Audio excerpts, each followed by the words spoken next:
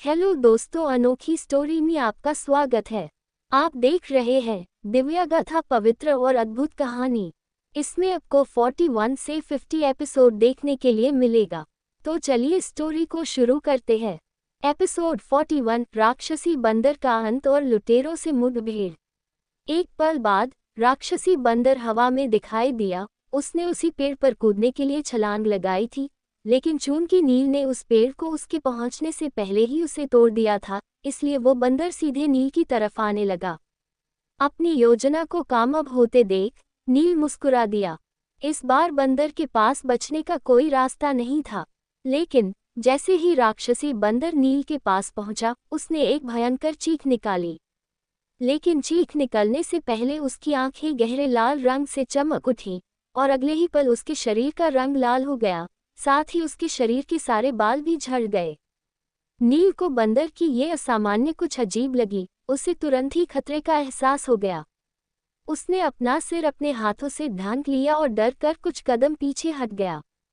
लेकिन इससे पहले कि नील 2 कदम पीछे हट पाता, राक्षसी बंदर का शरीर 2 गुना बड़ा हो गया। बूम! एक तेज धमाके के साथ राक्षसी बंदर का शरीर अचानक से फट गया। ये शोर किसी को भी बहरा कर सकता था। थोड़ी देर बाद जब सारी धूल छंट गई, तो नील ने देखा कि उस विस्फोट से जमीन में एक बड़ा छेद हो गया है। उस विस्फोट की भयानक शक्ति से बंदर के शरीर के सारे बाल छोटी छोटी सुइयों में बदलकर सभी दिशाओं में बिखर गए। मरते समय राक्षसी बंदर ने अपनी जहरीली सुइयों को पूरी ताकत के साथ छोड़ा था, जिससे वे नील की त्वचा में मजबूती से धंस गईं। नील ने एक एक करके उन जहरीली सुइयों को बाहर निकाल रहा था। उसने मन ही मन सोचा, मुझे उम्मीद नहीं थी कि दूसरे रैंक का ब्रह्म जानवर इतना शक्तिशाली हमला करेगा। अगर वो समय पर पीछे नहीं हटता, तो उसे जहरीली सुइयों से गहरी चोट भी लग सकती थी। वैसे तो ब्रह्म जानवरों की शक्ति लगभग मनुष्यों के ही समान थी, लेकिन मुख्य अंतर ये था कि संकट का सामना करने पर कई ब्रह्म जानवर अपने शरीर में विस्फोट करके दुश्मन को घायल कर सकते थे। अपने शरीर से धातु की सुइयों को निकालने के बाद नील उस गड्ढे के पास पहुंचा तो उसे गड्ढे के बीच में पीले रंग का जीवन पत्थर दिखाई दिया।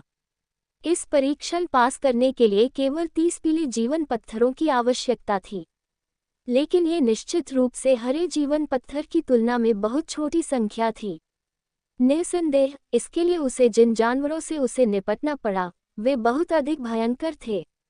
जब नील जीवन पत्थर को अपनी भंडारण अंगूठी में रखने की तैयारी कर रहा था, तभी जंगल में एक आवाज गूंजी, उस जीवन पत्थर को चुपचाप नीचे रखो और यहाँ से चले जाओ।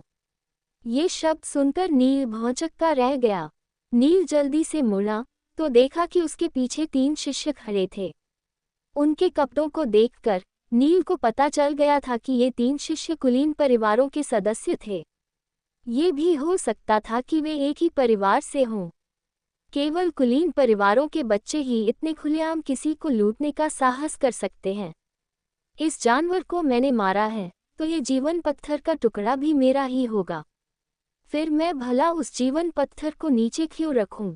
नील ने पूछा। उन 3 शिष्यों में से एक ने उत्तर दिया, बकवास बंद करो, वरना तुम्हें गंभीर परिणाम भुगतना पड़ेगा। हम रानावत परिवार से हैं। अगर तुम हमारे परिवार से उलझने की कोशिश करोगे, तो तुम्हें पछताने का भी मौका नहीं मिलेगा। मेरा भाई बिल्कुल सही कह रहा है। तुम्हें दूसरों की गलतियों से सबक लेना चाहिए। जिन लोगों ने भी हमारे परिवार की बात नहीं मानी, उन्हें बहुत ही बुरी मौत नसीब हुई है।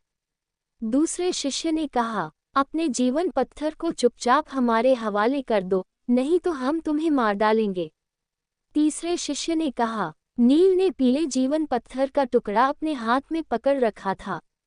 उसके चेहरे के भावों को देखकर ये समझ में आ रहा था कि वो उनके अहंकार भरे बर्ताव को बिल्कुल भी बर्दाश्त नहीं करने वाला था। वास्तव में अगर कुलीन परिवारों के बच्चों को छोड़ दिया जाए, तो शाही राजधानी में बाकी सबका बर्ताव काफी हद तक बेहतर ही था। कुलीन परिवारों के बच्चों को छोड़कर उन्होंने बाकी सभी से इस तरह से बर्ताव किया जैसे कि वे नाली में रेंगने वाले कीड़े हो। शायद ये उनके महान जन्म और जीवन यापन के बेहतर माहौल की वजह से था, जिससे वो भूल गए थे कि दूसरे लोग उनसे नहीं, बल्कि उनके परिवार की शक्ति से डरते थे। नील ने जीवन पत्थर का टुकड़ा अपनी जेब में रखा और वहां से जाने के लिए तैयार हो गया। उसने इन लोगों के साथ तर्क वितर्क करने में अपना समय बर्बाद करने की जहमत नहीं उठाई। लेकिन तीनों शिष्य उसे जाने न देने के लिए दृढ़ थे। वे तेजी से आगे बढ़े और नील को घेर लिया। फिर वे उसके करीब आने लगे। चूंकि वे सभी अनाहत चक्र जागृत कर चुके थे, इसलिए उन्होंने सोचा कि उनके लिए नील को हराना आसान होगा, जो केवल मणिपुर चक्र ही जागृत कर पाया था। लेकिन नील की तुलना में उनकी गति बहुत धीमी थी। एक नज़र में ये देखा जा सकता है कि उन्हें बचपन से प्रशिक्षण स्थल में ही शिक्षा मिली है। भले ही गोलियों से उनकी ताकत बढ़ गई थी, लेकिन उनके पास वास्तविक युद्ध का कोई अनुभव नहीं था और इसलिए उनकी कमजोरियों को स्पष्ट रूप से देखा जा सकता था। इस समय नील तीनों शिष्यों की ओर पीठ करके खड़ा था। जैसे ही वे नील पर झपटे, वो 2 कदम पीछे हट गया और आसानी से उनके हमले से बच गया। उसी समय वो तेजी से उनके पीछे गया और उनमें से 2 लोगों की गर्दन को पीछे से पकड़ लिया। मुझे जाने दो, अगर तुमने मेरे साथ कुछ भी किया तो मेरा परिवार तुम्हें मार डालेगा। आज तक किसी ने मुझे इस तरह पकड़ने की हिम्मत नहीं की है। मैं तुम्हें कभी माफ नहीं करूंगा। मैं तुम्हारे 1000 टुकड़े करके उन्हें कुत्तों को खिला दूंगा। दोनों शिष्य बेहद घबराए हुए लग रहे थे। उन्होंने ये उम्मीद नहीं की थी कि उनका प्रतिद्वंद्वी इतना ज्यादा शक्तिशाली होगा कि उनके पास वापस लड़ने की ताकत ही नहीं रहेगी। लेकिन उन्होंने अभी भी कुलीन परिवारों के बच्चों वाली हरकतें ही की। खुद के पकड़ लिए जाने पर भी उन्हें लगा कि वे दुश्मन को धमकी देकर बच सकते हैं। नील ने उनकी तरफ व्यंग्य से देखा। उसने अपने दोनों हाथों को ऊपर उठाया और दोनों के सिर एक दूसरे से बेरहमी से टकरा दिए। नील के उन क्रूर और भयानक हमले से दोनों शिष्य मारे गए थे, ठीक उस राक्षसी बंदर की तरह जिसे नील ने अभी अभी मारा था। जल्द ही उनके शरीर प्रकाश के कणों में बदल गए और धीरे धीरे गायब हो गए। अगर वे खूनी पहाड़ी की भ्रामक सारणी में नहीं होते, तो दोनों शिष्य सच में मर गए होते। नील ने अपने हमले में काफी ज्यादा शक्ति का प्रयोग किया था, जिससे उनके सिर टुकड़े टुकड़े हो गए होंगे। सौभाग्य से वे रक्त परीक्षण में थे, जिसमें प्रतिभागियों के भ्रामक शरीर ही भाग ले रहे थे। इसलिए इन दोनों व्यक्तियों को कोई वास्तविक चोट नहीं आई थी। चूंकि अब वे परीक्षण में मर चुके थे, इसलिए एक रोशनी ने उन्हें घेर लिया था। अब वे सप्तसिंधु आश्रम के परीक्षकों द्वारा उन्हें खूनी पहाड़ी से बाहर ले जाने की प्रतीक्षा करेंगे। इस तरह से वे रक्त परीक्षण से बाहर हो गए थे। रक्त परीक्षण का मूल उद्देश्य इस घटना से समझा जा सकता है कि खूनी पहाड़ी में सभी शिष्य न केवल ब्रह्म जानवरों के साथ बल्कि अन्य शिष्यों के साथ भी मुकाबला करेंगे, और भ्रामक सरणी की वजह से उनकी वास्तविक मृत्यु भी नहीं होगी। अपने दोनों साथियों को परीक्षा से बाहर होते देख तीसरा शिष्य आश्चर्य से कुछ कदम पीछे हट गया। उसके हाव भाव से पता चल रहा था कि उसे कितना डर महसूस हो रहा है। उसका अहंकारी रवैया तुरंत ही गायब हो गया था, और जैसे ही वो इस सदमे से बाहर आया, वो तुरंत चिल्लाया, मेरा परिवार। लेकिन नील ने उसे अपनी बात खत्म करने का मौका ही नहीं दिया। वो उस व्यक्ति पर चिल्लाया, अगर तुम भी मरना नहीं चाहते हो तो अपने पास मौजूद सभी जीवन पत्थर के टुकड़े मुझे सौंप दो। चाहे तुम्हारा परिवार कितना भी शक्तिशाली क्यों न हो, वे अब तुम्हें नहीं बचा सकते। इतना कहने के बाद नील ने उस व्यक्ति की ओर कदम बढ़ा दिया। बिना किसी हिचकिचाहट के रानावत परिवार के उस शिष्य ने नील को मुट्ठी भर जीवन पत्थर के टुकड़े दे दिए। फिर वो मुड़ा और बिना कुछ कहे वहां से भाग गया। नील ने अपना सिर हिलाया।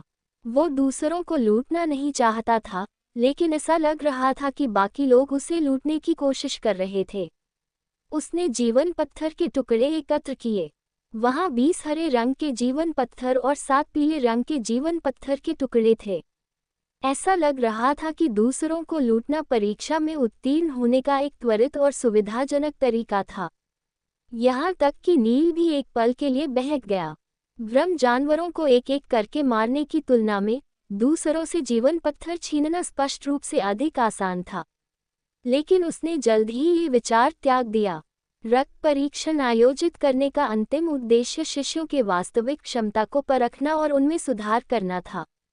वो खुद को निखारने का मौका कभी नहीं छोड़ेगा।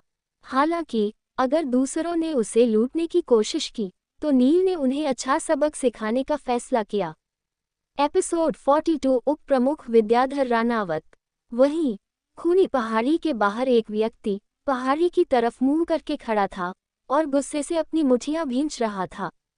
पहाड़ी के बाहर सप्त सिंधु आश्रम के सभी आचार्य और दल प्रमुख अपने हाथ में एक छोटा चलचित्र शिलाखंड लेकर खड़े थे और खूनी पहाड़ी के भीतर मौजूद प्रत्येक प्रतिभागी के प्रदर्शन की सावधानीपूर्वक निगरानी कर रहे थे। ये सभी लोग योग्यता और प्रदर्शन के आधार पर शिष्यों को अपने अपने दल में शामिल करते थे, लेकिन नियमों के अनुसार परीक्षा उत्तीर्ण करने वाले शिष्यों के पास अपने आचार्य या दल को चुनने अधिकार होगा। ये आचार्य कोशिश करते थे कि सावधानीपूर्वक परीक्षण की निगरानी करें ताकि उन्हें रक्त परीक्षण में भाग लेने वाले शिष्यों की वास्तविक क्षमता का अनुमान लग सके। फिर वे अपने लिए योग्य शिष्यों का चुनाव करते हैं और उन्हें अपनी ओर आकर्षित करने की कोशिश करते हैं, जिससे वे उन शिष्यों को अपने दल में शामिल होने के लिए मना सके। रक्त परीक्षण में भाग लेने वाले हर प्रतिभागी को एक शिष्य कार्ड मिलता है। इन्हीं शिष्य कार्डों के माध्यम से आचार्य देख सकते थे कि प्रत्येक प्रतिभागी कहाँ है और क्या कर रहा है। उस समय विद्याधर रानावत भावहीन अभिव्यक्ति के साथ खड़ा था। हालांकि वो नागदूत दल का उप प्रमुख था, लेकिन वो रानावत परिवार का सदस्य भी था।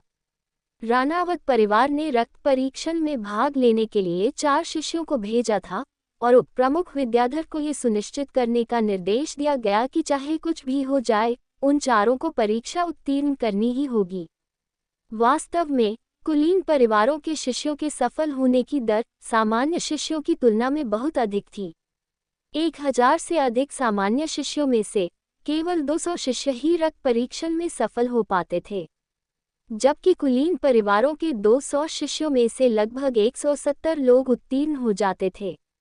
इन दो वर्गों के बीच हमेशा से एक बड़ा अंतर रहा था, क्योंकि अधिकांश सामान्य लोग कुलीन परिवार के शिष्यों से डरते थे। वे इन शिष्यों के पीछे के परिवारों को नाराज करने से भी डरते थे। भले ही आम लोगों का एक बड़ा समूह था, लेकिन इतनी कम सफलता दर के साथ उनमें से अधिकतर केवल कमजोर योद्धा बनकर रह जाते थे। रक्त परीक्षण शुरू होने से कुछ समय पहले विद्याधर रानावत घर लौटे थे, जहां उन्होंने पूरे परिवार को इस बात के लिए आश्वस्त किया था कि परिवार के सभी 4 सदस्य रक्त परीक्षण में सफल रहेंगे। फिर भी उनमें से 2 रक्त परीक्षण से बाहर हो गए थे। तभी खूनी पहाड़ी के एक निश्चित स्थान से प्रकाश की 2 किरणें सीधे आकाश की ओर चली गई। ये वे शिष्य थे जिन्हें अभी अभी नील से परीक्षा से बाहर कर दिया था। रक्त परीक्षण के व्यवस्था प्रभारी उन शिष्यों को वापस लाने के लिए उड़ने वाले रथों पर चढ़ गए। चलचित्र शिलाखंड पर देखकर उसे पता चल गया कि अभी क्या हुआ था। वो लड़का काफी शातिर था। उसने उन दोनों के सिरों को एक दूसरे में जोर से टकरा दिया। अगर ये सब भ्रामक सरनी के बाहर होता तो वे अब तक मर चुके होते। वे दोनों उसके परिवार के युवा सदस्य थे और उनका भविष्य काफी उज्जवल था। धिक्कार है, तुम्हारी ऐसा करने की हिम्मत कैसे हुई? उप प्रमुख विद्याधर में मन में गुस्से का विस्फोट हो गया। किसी भी सामान्य शिष्य ने कुलीन परिवारों के शिष्यों के साथ इतना अभद्र व्यवहार करने का साहस नहीं किया था।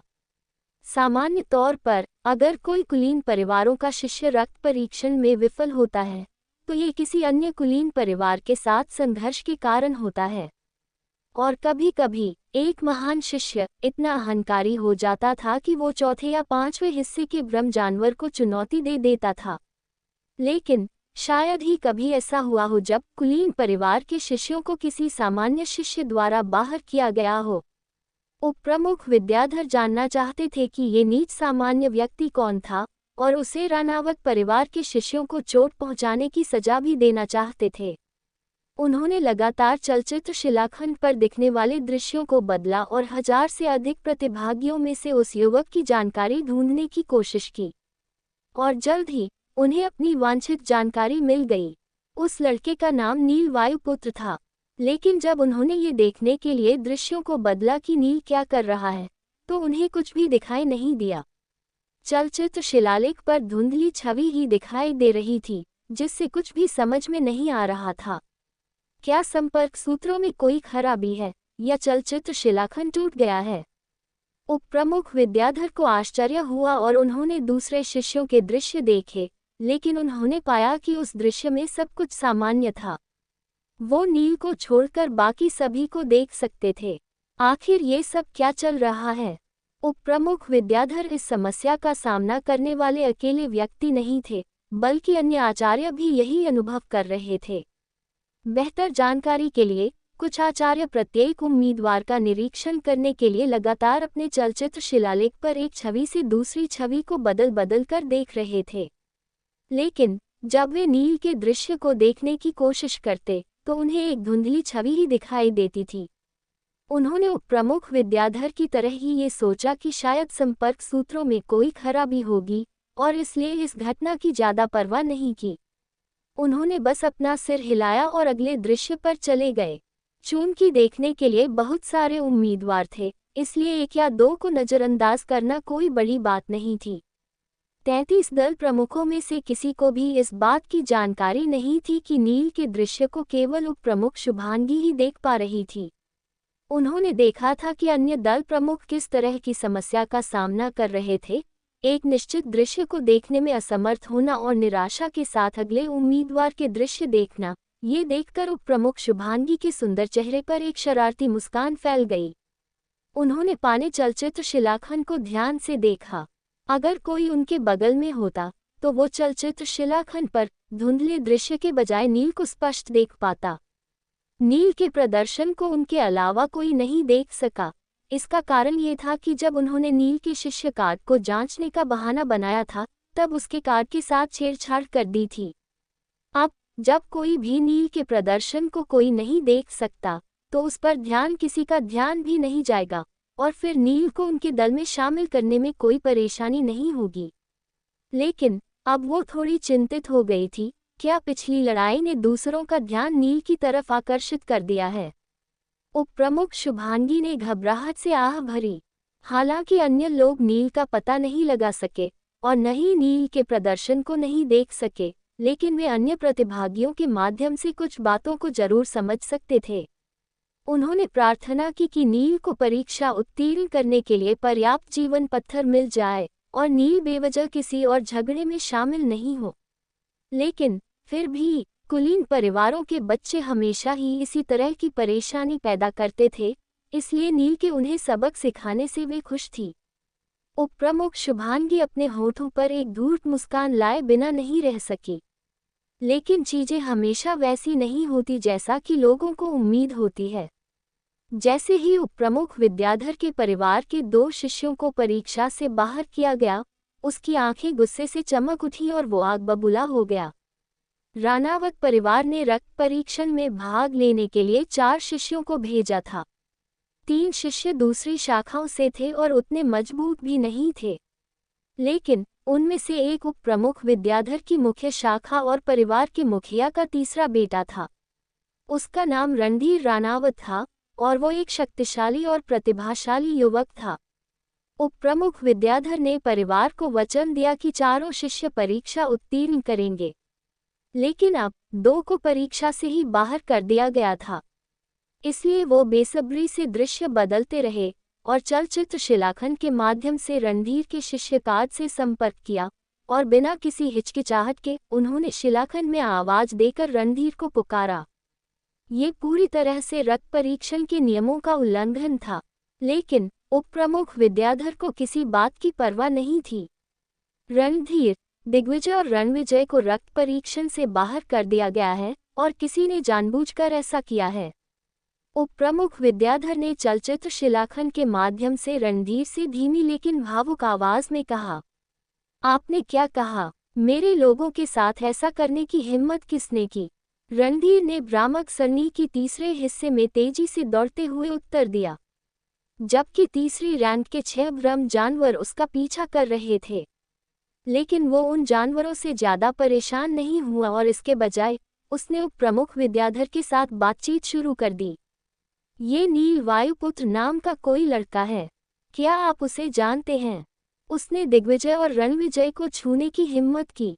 आपको उससे सावधान रहना चाहिए, उप प्रमुख विद्याधर ने अपने दांत पीसते हुए कहा, लेकिन फिर कुछ सोचकर आगे कहा, नहीं, मेरा मतलब ये नहीं था। लगता है मैं कुछ ज्यादा ही चिंता कर रहा हूँ। आपके पास कहीं ज्यादा शक्ति है और खूनी पहाड़ी में आपको हराना नामुमकिन है। मैंने आपको नील के वर्तमान जगह की जानकारी भेजी है, आपकी उसकी जांच कर लें। जब उप प्रमुख विद्याधर की बात खत्म हो गई तो रणधीर की अभिव्यक्ति बदल गई। वो मुड़ा और उस दिशा में चल दिया जिसके बारे में उप प्रमुख विद्याधर ने जानकारी भेजी थी। उस समय नील खूनी पहाड़ी में और भी अंदर जा रहा था और दो दूसरी रैंक के ब्रह्म जानवरों को मार डाला था। मुकाबले से एक छोटा सा अवकाश पाकर उसने राहत की सांस ली। वो थक गया था, लेकिन कुछ ही क्षणों में उसने एक अप्राकृतिक हंसी सुनी और तुरंत ही उसका चेहरा बदसूरत हो गया। वहां उनके सामने कुलीन परिवारों के 20 शिष्य खड़े थे। उन्होंने एक राहदारी केंद्र स्थापित किया था और जो कोई भी वहां से गुजरना चाहता था तो उसे अपने सभी जीवन पत्थर सौंपने के लिए मजबूर किया जाता था।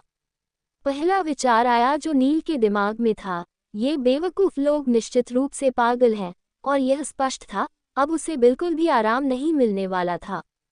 एपिसोड 43 राहदारी केंद्र पर हमला। कुलीन परिवारों के शिष्यों के बहुत से लोग अपनी विशेष पारिवारिक स्थिति के कारण अनुचित लाभ उठाने की कोशिश करते थे, जिससे उन्हें बिना किसी मेहनत के ही शीर्ष स्थान हासिल हो जाए। इसकी एक वजह यह भी थी कि उनमें से ज्यादातर शिष्य उच्च स्तरीय औषधियों का सेवन करके अपनी साधना तो बढ़ा लेते थे, लेकिन उनमें ताकत और लड़ने की शक्ति का अभाव होता था। नील जानता था कि सभी कुलीन बच्चे ऐसे नहीं होते हैं, वरना शाही राजधानी में कुलीन परिवार इतने वर्षों तक हावी नहीं हो पाते। उनमें ऐसे भी कई बच्चे होंगे जो प्रतिभाशाली और कड़ी मेहनत करने वाले होंगे, लेकिन जाहिर है अब उसका सामना जिन लोगों से हुआ था वे एक नंबर के आलसी और कामचोर थे। ये लोग कड़ी मेहनत नहीं करना चाहते थे और न ही वे जानवरों को मारना चाहते थे, इसलिए उन्होंने अन्य प्रतिभागियों से उनके जीवन पत्थर लूटने की योजना बना ली। नील इस बात से गुस्सा था कि वे बिना कुछ किए ही सब कुछ पाना चाहते थे। क्या दुनिया में इतने बेशर्म लोग भी हो सकते हैं? उसने देखा कि वे सामान्य शिष्यों को तो लूट रहे थे और उन्हें आगे नहीं जाने दे रहे थे, जबकि कुलीन परिवार के शिष्यों को बिना किसी परेशानी के वहां से जाने दिया जा रहा था। वे दिन के उजाले में प्रतिभागियों को लूटने की हिम्मत कर रहे थे और सप्त सिंधु आश्रम को इसकी कोई परवाह नहीं थी। दरअसल कुछ साल पहले कुलीन परिवार के कुछ शिष्यों ने पाया कि दूसरे और तीसरे हिस्से के बीच का रास्ता एक दर्रे से होकर गुजरता है और ये दर्रा राहदारी केंद्र स्थापित करने के लिए सबसे उपयुक्त है। इससे वहां से गुजरने वाले आम लोगों से ढेर सारे जीवन पत्थर इकट्ठा किए जा सकते हैं। ये परीक्षा में उत्तीर्ण होने का एक आसान तरीका था, लेकिन कुछ लोगों को तीसरे हिस्से में प्रवेश करने से रोकना और उन्हें डराना बहुत चुनौतीपूर्ण था। एक लंबे चौड़े शिष्य ने अपनी बड़ी तलवार घुमाई और उनके बीच से गुजर गया। वो चौड़ी भुजाओं वाला एक हट्टा कट्टा शिष्य था और जब वो अपनी बड़ी तलवार लहराता था तो हवा से गड़गड़ाने की आवाज आती थी। कुलीन परिवार के शिष्य उसका सामना करने में समर्थ नहीं थे। कुलीन परिवारों के ये शिष्य ताकतवर नहीं थे, वरना वे इस तरह दूसरों को नहीं लूटते। उस लंबे चौड़े शिष्य के हमलों के सामने वे दबंग कुछ नहीं कर पा रहे थे, बल्कि वे खुद को उसके हमले से बचाने के लिए रास्ते के दोनों ओर गिर गए, जिससे उनके बीच में एक दरार दिखाई देने लगी। कुछ सामान्य शिष्य जो अभी तक झिझक रहे थे, उन्होंने साहस दिखाया और इस अवसर का लाभ उठाते हुए उस लंबे चौड़े शिष्य का अनुसरण किया और दर्रे से दौड़ लगा दी। जब दूसरों ने उनको भी सफल होते देखा तो अधिक से अधिक शिष्य उस समूह में शामिल हो गए। देखते ही देखते कुलीन परिवारों की चौकी ध्वस्त हो गई। सामान्य शिष्य उस पतले दर्रे के बीच से भेड़ के झुंड की तरह तेजी से निकल रहे थे। नील ने भी तेजी से आगे बढ़ते हुए भीड़ का पीछा किया। जो कुछ हो रहा था उसे देखकर कुलीन परिवारों के शिष्यों के चेहरे क्रोध से भर गए। उन्हें इसकी बिल्कुल भी उम्मीद नहीं थी कि कोई भी उनके चंगुल से बचकर आगे जा पाएगा, इतने सारे लोगों को जाने की तो बात ही छोड़ दें। लेकिन जब तक वे प्रतिक्रिया दे पाते, तब तक कुछ सामान्य शिष्य दर्रे से निकलकर खूनी पहाड़ी के तीसरे हिस्से में प्रवेश कर चुके थे। रोको उन्हें! नीला कपड़े पहने एक कुलीन शिष्य चिल्लाया। सामने का दृश्य देखकर अन्य कुलीन शिष्यों को समझ में आ गया कि अगर उन्होंने ज्यादा लोगों को बचकर निकलने दिया तो वहां लूटने के लिए कोई बचेगा ही नहीं। हालांकि ये कुलीन शिष्य ज्यादा शक्तिशाली नहीं थे, लेकिन अपने परिवार द्वारा उपलब्ध कराए गए हथियारों की मदद से वे अभी भी लड़ सकते थे। वे सभी दरार को भरने और अपनी चौकी को फिर से बहाल करने के लिए इकट्ठा हो गए। इधर जो शिष्य उस लंबे चौड़े शिष्य के पीछे चल रहे थे, उन्होंने हमला करना जारी रखा। लेकिन जैसे ही नीले कपड़े पहने कुलीन शिष्य ने उन्हें रोकने का तो सारे कुलीन शिष्य उन पर जानवरों की तरह टूट पड़े, जिसकी वजह से हाथापाई बढ़ गई। आह! तभी एक सामान्य शिष्य की चीख सुनाई दी। 3 कुलीन शिष्यों में उसके ऊपर हमला कर दिया, जिससे उसका शरीर बुरी तरह से घायल होकर रोशनी के कणों में बदलने लगा। उसका दुश्मन उसके पास ही एक खूनी लंबी तलवार के साथ था जो शानदार हरी रोशनी से चमक रही थी। भले ही शिष्य भ्रामक सरनी में थे, जिस वजह से उनकी वास्तविक मृत्यु नहीं होती थी, लेकिन चोट लगने पर होने वाला दर्द अभी भी वास्तविक था। थोड़ी ही देर में शिष्य का शरीर रोशनी में पूरी तरह से गायब गया। लेकिन कुलीन शिष्यों का प्रदर्शन उतना भी अच्छा नहीं था। लड़ाई के दौरान एक कुलीन शिष्य ने एक सामान्य शिष्य को रोकने के लिए उसे धक्का देने की कोशिश की, लेकिन सामान्य शिष्य पर उसका कोई असर नहीं हुआ, क्योंकि वो उस कुलीन व्यक्ति से अधिक शक्तिशाली था। लेकिन तभी कुलीन परिवार के उस शिष्य को महसूस हुआ कि एक अजीब सी छुरी उसके शरीर में घुस गई है। वो दर्द से कराहने लगा और छटपटाते हुए जमीन पर गिरकर मर गया। तुरंत ही उसके शरीर को सुनहरे प्रकाश ने घेर लिया और थोड़ी देर में वो भी गायब हो गया।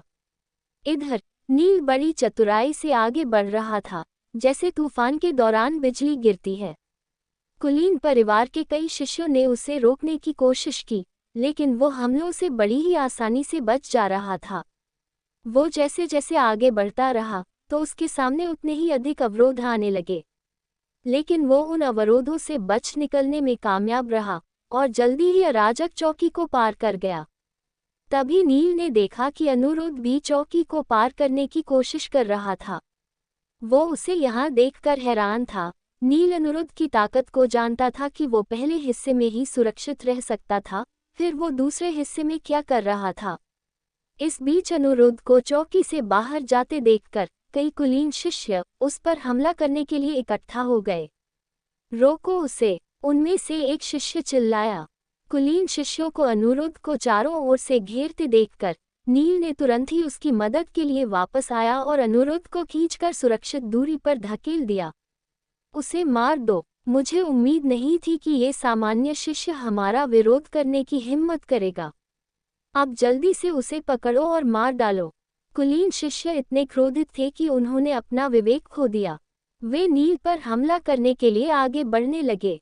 उनमें से आधे मणिपुर चक्र पर थे, जबकि बाकी आधे अनाहत चक्र पर थे, और प्रत्येक शिष्य के पास एक मध्यम श्रेणी का नश्वर हथियार था। नील अपनी ओर बढ़ते कुलीन शिष्यों को देखकर भी शांत रहा। वो जानता था कि अगर वो घबरा गया तो उसके लिए और भी अधिक परेशानी होगी। जब उसने भीड़ को गौर से देखा तो उसकी आंखें सिकुड़ गईं और उसने नीली पोशाक पहने शिष्य को देखा और गुप्त रूप से उस पर हमला करने की योजना बनाई। वो मुड़ा और भीड़ से दूर जाने लगा, लेकिन जैसे ही कुलीन शिष्यों ने उसका पीछा करना शुरू किया तो नील विपरीत दिशा में चला गया और अपने सामने के शिष्यों को दरकिनार करते हुए नीली पोशाक पहने शिष्य के पास पहुंच गया।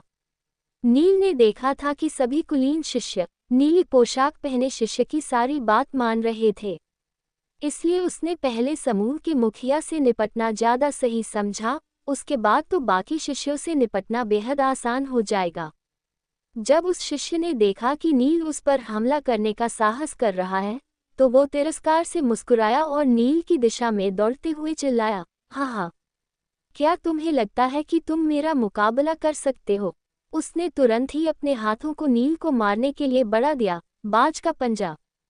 हमला बहुत शक्तिशाली लग रहा था और जैसे कोई बाज शिकार को अपने पंजे में दबोच लेता है, उसी तरह उसने नील की गर्दन दबोचने की कोशिश की। नील शांत रहा और उसके पंजे की पकड़ से बचने के लिए तेजी से किनारे की ओर झुक गया। नील के झुक जाने से नीली पोशाक पहने शिष्य का वार खाली चला गया, साथ ही उसका संतुलन भी बिगड़ गया। नील ने इस मौके का फायदा उठाते हुए उस शिष्य के कंधे पर एक जोरदार मुक्का मार दिया, जिससे नीली पोशाक वाला शिष्य पीछे की तरफ गिर गया। इससे पहले कि कोई कुछ समझ पाता, नील आगे बढ़ा और पलक झपकते ही उस शिष्य के पीछे खड़ा हो गया और अपने दाहिने हाथ से उसकी गर्दन पकड़ लिया। उसकी गर्दन पकड़ने के बाद नील जोर से चिल्लाया, अगर किसी ने पास आने की हिम्मत की तो मैं इसे मार दूंगा और फिर ये परीक्षा में असफल हो जाएगा। एपिसोड 44 चोरी पकड़ी गई। जब कुलीन परिवारों के अन्य शिष्यों ने नील को नीली पोशाक पहने शिष्य का गला पकड़ते देखा तो वे सभी अपनी जगह पर ही रुक गए। नीली पोशाक पहने शिष्य का नाम चैतन्य भार्गव था, जो भार्गव परिवार के मुखिया का सबसे छोटा भतीजा था। वो काफी बुद्धिमान था, यहाँ तक कि रास्ते में राहदारी केंद्र बनाने का विचार भी उसी का था। जाहिर है, वो इन शिष्यों के समूह का सबसे महत्वपूर्ण व्यक्ति था। लेकिन इस समय चैतन्य भार्गव नील के कब्जे में था और उसे किसी भी पल परीक्षा से बाहर किया जा सकता था। नतीजतन किसी ने भी आगे बढ़ने की हिम्मत नहीं की। देखो दोस्त, अगर तुम मुझे जाने दो तो मैं ये सुनिश्चित कर सकता हूँ कि तुम यहाँ से सुरक्षित निकल जाओ, चैतन्य भार्गव ने शांति से कहा। भले ही वह नील की दया पर निर्भर था, लेकिन उसने मुश्किल की घड़ी में भी अपना मानसिक संतुलन नहीं खोया था। तुम्हें लगता है मैं तुम पर भरोसा करूंगा? नील ने उत्तर दिया। वास्तव में अगर जरूरत पड़ी तो नील अपनी बढ़ी हुई ताकत के साथ वहां से बचकर निकल सकता था, लेकिन जाहिर था कि ये काम उतना आसान भी नहीं था। दरअसल इन कुलीन शिष्यों के पास कोई न कोई नश्वर हथियार था, जिनमें से कुछ शीर्ष श्रेणी के भी थे। और भले ही नील का शरीर नश्वर हथियार की तरह मजबूत था, लेकिन शरीर छुरा घोंपे जाना भी कोई सुखद अनुभव तो नहीं होगा। इसलिए सबसे सुरक्षित तरीका यही था कि वो बिना किसी परेशानी के वहां से निकल सके। इन लोगों से कह दो कि सभी को यहाँ से जाने दें, नील को आदेश दिया। क्या तुम जानते हो कि मेरा उपनाम भार्गव है? चैतन्य भार्गव ने ठंडे स्वर में पूछा। कुलीन परिवारों के बीच भी शक्ति का काफी अंतर था। पूरे शाही राजधानी में 40 से अधिक परिवारों को कुलीन परिवार की उपाधि दी गई थी, लेकिन उनमें से केवल 8 को ही सच्चा कुलीन परिवार माना जाता था, जिनकी स्थिति बाकियों से कहीं ऊपर थी, और भार्गव परिवार भी उन 8 सच्चे कुलीन परिवारों में से एक था। भार्गव परिवार के लिए भी चैतन्य भार्गव परिवार की युवा पीढ़ी के अन्य सदस्यों की तुलना में कहीं महत्वपूर्ण था। यही कारण है कि चैतन्य भार्गव इतना साहसी है। उसका मानना है कि अगर वो अपनी पहचान बताएगा तो कोई भी उसे छूने की भी हिम्मत नहीं करेगा, भले ही वो 1000 शिष्यों से ही क्यों न घिरा हो। लेकिन दुर्भाग्य से उसका सामना नील से हो गया था। सच कहे तो जब नील ने भार्गव उपनाम को सुना तो उसके दिल में थोड़ी ईर्ष्या की भावना भी जाग उठी। 8 कुलीन परिवार एक बड़ा संगठन है जिसने सम्राट की श्यामल साम्राज्य की स्थापना करते समय काफी मदद की थी। ये कहा जा सकता है कि इन 8 कुलीन परिवारों का इतिहास श्यामल साम्राज्य के इतिहास जितना ही पुराना है। जबकि नील का जन्म एक छोटे से नगर में हुआ था, यहाँ तक कि बाकी कुलीन परिवार भी उसके लिए बहुत बड़े थे। 8 सच्चे कुलीन परिवारों की तो बात ही छोड़ दें। ये सच है कि भार्गव परिवार एक बड़ा परिवार है, लेकिन मुझे रक्त परीक्षण में किसी भी कीमत पर उत्तीर्ण होना है, इसलिए सभी को चुपचाप यहाँ जाने दो, वरना तुम बाहर हो जाओगे। नील ने ऐसा कहा और गर्दन पर अपने हाथों की पकड़ और मजबूत कर ली। चैतन्य भार्गव का चेहरा गुस्से से लाल हो गया। इस बंदे को आसमान की ऊंचाई का अंदाजा नहीं है। ये शायद जनता नहीं कि भार्गव परिवार को गुस्सा दिलाने का क्या परिणाम होगा। चैतन्य भार्गव इस समय बहुत अपमानित महसूस कर रहा था, लेकिन वो जानता था कि वो भ्रामक सरनी में था, इसलिए अगर नील उसे मारता भी है तो वो सिर्फ इस परीक्षा से बाहर होगा और वो अगली बार फिर से भाग ले पाएगा। इसलिए उनसे नील का हाथ अपनी गर्दन से हटाने के लिए संघर्ष करने लगा। लेकिन अफसोस की बात थी कि नील उससे कहीं ज्यादा शक्तिशाली था। चैतन्य भार्गव के इस तरह विरोध करने पर नील ने उसकी गर्दन अचानक से मोड़ दिया, जिससे सभी को हड्डी टूटने की एक दर्दनाक आवाज सुनाई दी। चैतन्य भार्गव के मरने से पहले नील ने उसके शरीर को उठाया और कुलीन शिष्यों के समूह की ओर फेंक दिया। उन कुलीन शिष्यों ने ये नहीं सोचा था कि नील इतना निर्णायक होगा। चैतन्य भार्गव का शरीर उन सभी से जा टकराया और फिर जमीन पर गिरते ही सुनहरी रोशनी में विलीन हो गया। जब तक वे लोग कोई प्रतिक्रिया व्यक्त कर पाते, तब तक चैतन्य भार्गव इस परीक्षा से बाहर हो चुका था।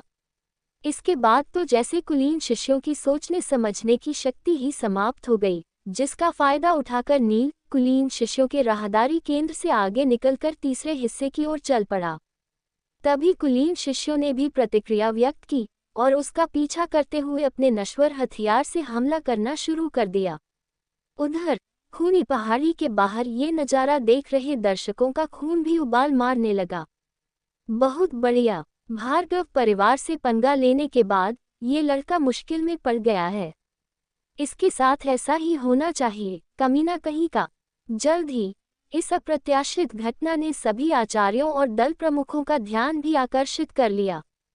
इससे पहले कोई भी आचार्य नील पर ध्यान नहीं दे रहा था, लेकिन वे उस लंबे चौड़े शिष्य की तरफ ज्यादा आकर्षित थे जिसने अपनी तलवार लहराए और कुलीन शिष्यों को हताश स्थिति में पहुंचा दिया। हालांकि लेकिन ये भी सच था कि राहदारी केंद्र से निकलने के बाद नील लोगों को बचाने के लिए वापस गया और फिर चैतन्य भार्गव को पकड़कर उसे परीक्षा से बाहर कर दिया। यहाँ तक कि दूसरों का ध्यान आकर्षित करने के लिए वो तुरंत वहां से भाग निकला, जिससे सामान्य शिष्यों के वहां से सुरक्षित निकलने का मौका मिल गया। लेकिन इस घटना के बाद सभी आचार्य नील के बारे में और अधिक जानकारी प्राप्त करना चाहते थे और इसीलिए उन्होंने नील के दृश्यों को देखने के लिए चलचित्र शिलाखंड का प्रयोग करना शुरू कर दिया। लेकिन उन्हें पता चला कि नील के सभी दृश्य धुंधले थे और उसे स्पष्ट रूप से नहीं देखा जा सकता था। ये क्या हो रहा है? एक उत्सुक आचार्य तुरंत यशवंत पर चिल्ला उठे। चूंकि रक्त परीक्षण को सुचारू रूप से संचालित करने की जिम्मेदारी यशवंत की थी, इसलिए वे उससे इसका कारण जानना चाहते थे। यशवंत, हम इस शिष्य के दृश्यों को क्यों नहीं देख पा रहे हैं? कई अन्य आचार्य भी चिंतित हो उठे। इससे पहले वे नील को दूसरे शिष्यों के माध्यम से देख पा रहे थे, लेकिन अब जब कोई भी शिष्य नील के आसपास नहीं था तो वे उसे नहीं देख पा रहे थे। यशवंत भी अवसाद से भरा हुआ था। रक्त परीक्षण से पहले शिष्य कार्ड और खूनी पहाड़ी पर मौजूद भ्रामक सारणी सभी की एक बार जांच जरूर की जाती थी, जिससे परीक्षण के दौरान कोई भी समस्या न हो। आज से पहले ऐसी कोई समस्या नहीं हुई थी, फिर आज अचानक समस्या क्यों पेश आ रही है? चलचित्र शिलाखंड पर केवल इस लड़के का दृश्य ही अस्पष्ट है। इसका मतलब है कि समस्या इस लड़के के शिष्य कार्ड में कोई समस्या है। रुको, अचानक से यशवंत को याद आया कि इस लड़के के रवाना होने से पहले उप प्रमुख शुभांगी ने उसके शिष्य कार्ड की जांच की थी। जरूर उप प्रमुख शुभांगी ने इस लड़के के शिष्य कार्ड के साथ कुछ किया होगा। लेकिन जैसे ही यशवंत ने कुछ कहने के लिए अपना मुंह खोला, उसे अपनी रीढ़ की हड्डी में भयानक ठंडक महसूस हुई, जिससे वो जम गया। उसने अपनी गर्दन इधर उधर घुमाई तो देखा कि उप प्रमुख शुभांगी उसे ही घूर रही थी। यशवंत ने अपने शब्दों को वापस अपने गले में निगल लिया। उसने एक भी शब्द कहने की हिम्मत नहीं की। इस समय उप प्रमुख शुभांगी का भाव बेहद ठंडा था। उन्हें इस बात की चिंता नहीं थी कि यशवंत किसी को ये बता देगा कि उन्होंने नील के शिष्य कार्ड के साथ क्या किया था। उन्हें तो इस बात पर भरोसा नहीं हो रहा था कि नील किसी को बचाने के लिए वापस चला गया था। वो इस बात से बेहद नाराज थी। लेकिन अब सभी आचार्यों ने नील का अविश्वसनीय प्रदर्शन देखा था और उप प्रमुख शुभांगी जान चुकी थी कि अब वे लोग नील के लिए जमकर प्रतिस्पर्धा करेंगे। चलचित्र शिलाखंड पर नील की अद्भुत प्रतिभा को देखते हुए उप प्रमुख शुभांगी ने अनिच्छा से अपना सिर हिलाया। वो बड़े गुपचुप तरीके से इस लड़के को भर्ती करना चाहती थी, लेकिन उसके उल्लेखनीय प्रदर्शन ने पूरे किए कराए पर पानी फेर दिया। उप प्रमुख शुभांगी ने अपने दांत भींच लिए और फुसफुसाए, छोटे बदमाश, जब तुम अंबर दल में पहुंचोगे तो मैं तुम्हें अच्छा सबक सिखाऊंगी। एपिसोड 45 भूमि भक्षक अजगर से मुकाबला। नील जानता था कि कुलीन शिष्य उसका पीछा कर रहे हैं, इसलिए वो तेजी से आगे बढ़ रहा था। वो अभी कुछ ही दूर चला था कि उसने अपने सामने एक रंगीन रोशनी से बना दरवाजा दिखाई दिए। सामने के दृश्य को देखकर उसके मन में यही ख्याल आया कि शायद ये तीसरे हिस्से का प्रवेश द्वार होगा, और जब उसने इसकी जांच की तो उसका अनुमान सही निकला। उसने देर न करते हुए दरवाजे के अंदर छलांग लगा दी। उसने जैसे ही दरवाजे का स्पर्श किया तो वो तुरंत गायब हो गया। प्रकाश के दरवाजे से गुजरना एक अलग दुनिया में प्रवेश करने जैसा था। उसके सामने का दृश्य दूसरे हिस्से से पूरी तरह से अलग था। हरे भरे वृक्षों को वहां से हटा दिया गया था। इसके बजाय वहां नंगी पहाड़ियां और नुकीली चट्टानों से बने जंगल थे। ढलानों पर कम से कम 10 फीट गहरी गुफाएं थीं, और उन गुफाओं के मुंह से काला हानिकारक धुआं निकल रहा था। जिन शिष्यों ने नील से पहले चौकी को पार किया था, वे इस समय कहीं नजर नहीं आ रहे थे। उसने ये भी पता लगाने की कोशिश की कि अनुरुद्ध कहाँ है, लेकिन शायद अनुरुद्ध रास्ते से भटक गया था, इसलिए वो नील को कहीं नजर नहीं आया। अनुरुद्ध कहाँ चला गया? हो सकता है कि तीसरे हिस्से में पहुंचने के बाद उसे कोई सुरक्षित जगह मिल गई हो। उसे डर था कि कुलीन परिवारों के शिष्य उसकी तलाश में यहाँ भी आ सकते हैं। आशा है तुम अब सुरक्षित होगे मेरे भाई, नील ने सोचा, और अनुरुद्ध की सुरक्षा के लिए ईमानदारी से प्रार्थना करते हुए वो तीसरे हिस्से के पथरीले रास्तों पर आगे बढ़ने लगा। एक पहाड़ी पर अपना रास्ता बनाने के बाद नील ने नुकीली चट्टानों वाले जंगल में कदम रखा। उसके पास जो जीवन पत्थर के टुकड़े थे, वे रक्त परीक्षण में सफल होने के लिए पर्याप्त नहीं थे, इसलिए वो जल्दी से अपने रास्ते पर चला गया। ये जंगल रुकने के लिए एक सुरक्षित स्थान नहीं था, इसलिए उसे जल्द से जल्द पर्याप्त जीवन पत्थर प्राप्त करने की जरूरत थी। तीसरे हिस्से में सभी ब्रह्म जानवर उच्च स्तर के थे और इसलिए उनसे लड़ना अधिक चुनौतीपूर्ण था। सामान्यतः तीसरी रैंक के जानवरों की ताकत अनाहत चक्र जागृत कर चुके योद्धा के बराबर होती थी, और चूंकि ब्रह्म जानवर इस भ्रामक सरणी के ज्यादा अनुकूल थे, इसलिए वे और भी अधिक शक्तिशाली हो गए थे। केवल इसी कारण से नील का मानना था कि उसे अधिक सतर्क रहने की जरूरत है। जंगल में चलते समय वो लगातार सावधानी से इधर उधर देखता जा रहा था, लेकिन अभी वो कुछ कदम ही चला था कि उसे एक आवाज सुनाई दी। जब उसने सांप के फुफकारने की आवाज सुनी तो उसके शरीर के सारे बाल झंझना गए। उसकी गर्दन के बाल खड़े होकर उसे चेतावनी दे रहे थे कि कोई चीज उसका पीछा कर रही है। नील ने जब अजीब फुफकारने की आवाज सुनी तो तुरंत अपना सिर इधर उधर घुमाया। वहां मौजूद हर चीज का बहुत ही सावधानी से अवलोकन किया, लेकिन उसने पाया कि वहां पर दांतेदार नुकीली चट्टानों के अलावा कुछ भी नहीं था। सब कुछ बिल्कुल शांत था। नील ने अपनी भौहें सिकोड़ ली और आश्चर्यचकित होकर एक बार फिर से आसपास देखा। क्या ये एक भ्रम था, या मैं सिर्फ घबराया हुआ हूँ? कुछ देर सोचने के बाद उसने आगे बढ़ने का फैसला किया, लेकिन जैसे ही वो चट्टान के बीच बने एक पतले से रास्ते से गुजरा, अचानक उसे रास्ते के दूसरे छोर पर एक छाया दिखाई दी। नील बहुत सतर्क था और उसकी प्रतिक्रिया की गति भी बेहद तेज थी। जैसे ही उसे खतरे का आभास हुआ, वो अचानक से बैठ गया, और वो छाया उसके ऊपर से होकर निकल जाती है। उस छाया के पीछे एक लंबी पूंछ देखी जा सकती थी, जो अभी अभी नील की बगल के चट्टान से टकरा गई थी, जिससे ढेर सारे पत्थरों के टुकड़े नीचे गिरने लगे और चट्टान पर एक गहरी नाली जैसी संरचना दिखाई देने लगी। ऊपर से चट्टानों के टुकड़ों को गिरते देख नील लुढ़कते हुए उस जगह से दूर हो गया। जब नील अपने पैरों पर दोबारा खड़ा हुआ तो उसने देखा कि उसके सामने 100 गज लंबा भूमि भक्षक अजगर मौजूद था, जो कि तीसरी रैंक का ब्रह्म जानवर था। भूमि भक्षक अजगर का हमला में सफल नहीं हुआ, इसलिए वो अगला अवसर खोजने के लिए लगातार जंगल में इधर उधर रेंगता रहा और बीच बीच में अपनी पूंछ से हमला करना जारी रखा। भूमि भक्षक अजगर के सामने नील ने लापरवाही करने की हिम्मत नहीं की। वो कुछ कदम पीछे हटकर एक पत्थर के सहारे झुक गया और अजगर के अगले हमले को अपनी पीठ से टकराने से बचा लिया। इस बीच वो लगातार अपनी जगह बदलता रहा, जिससे उस अजगर के और भी करीब जाकर उसके शरीर के नाजुक हिस्सों पर हमला कर सके। लेकिन नील को ये उम्मीद नहीं थी कि भूमि भक्षक अजगर इतना चालाक होगा।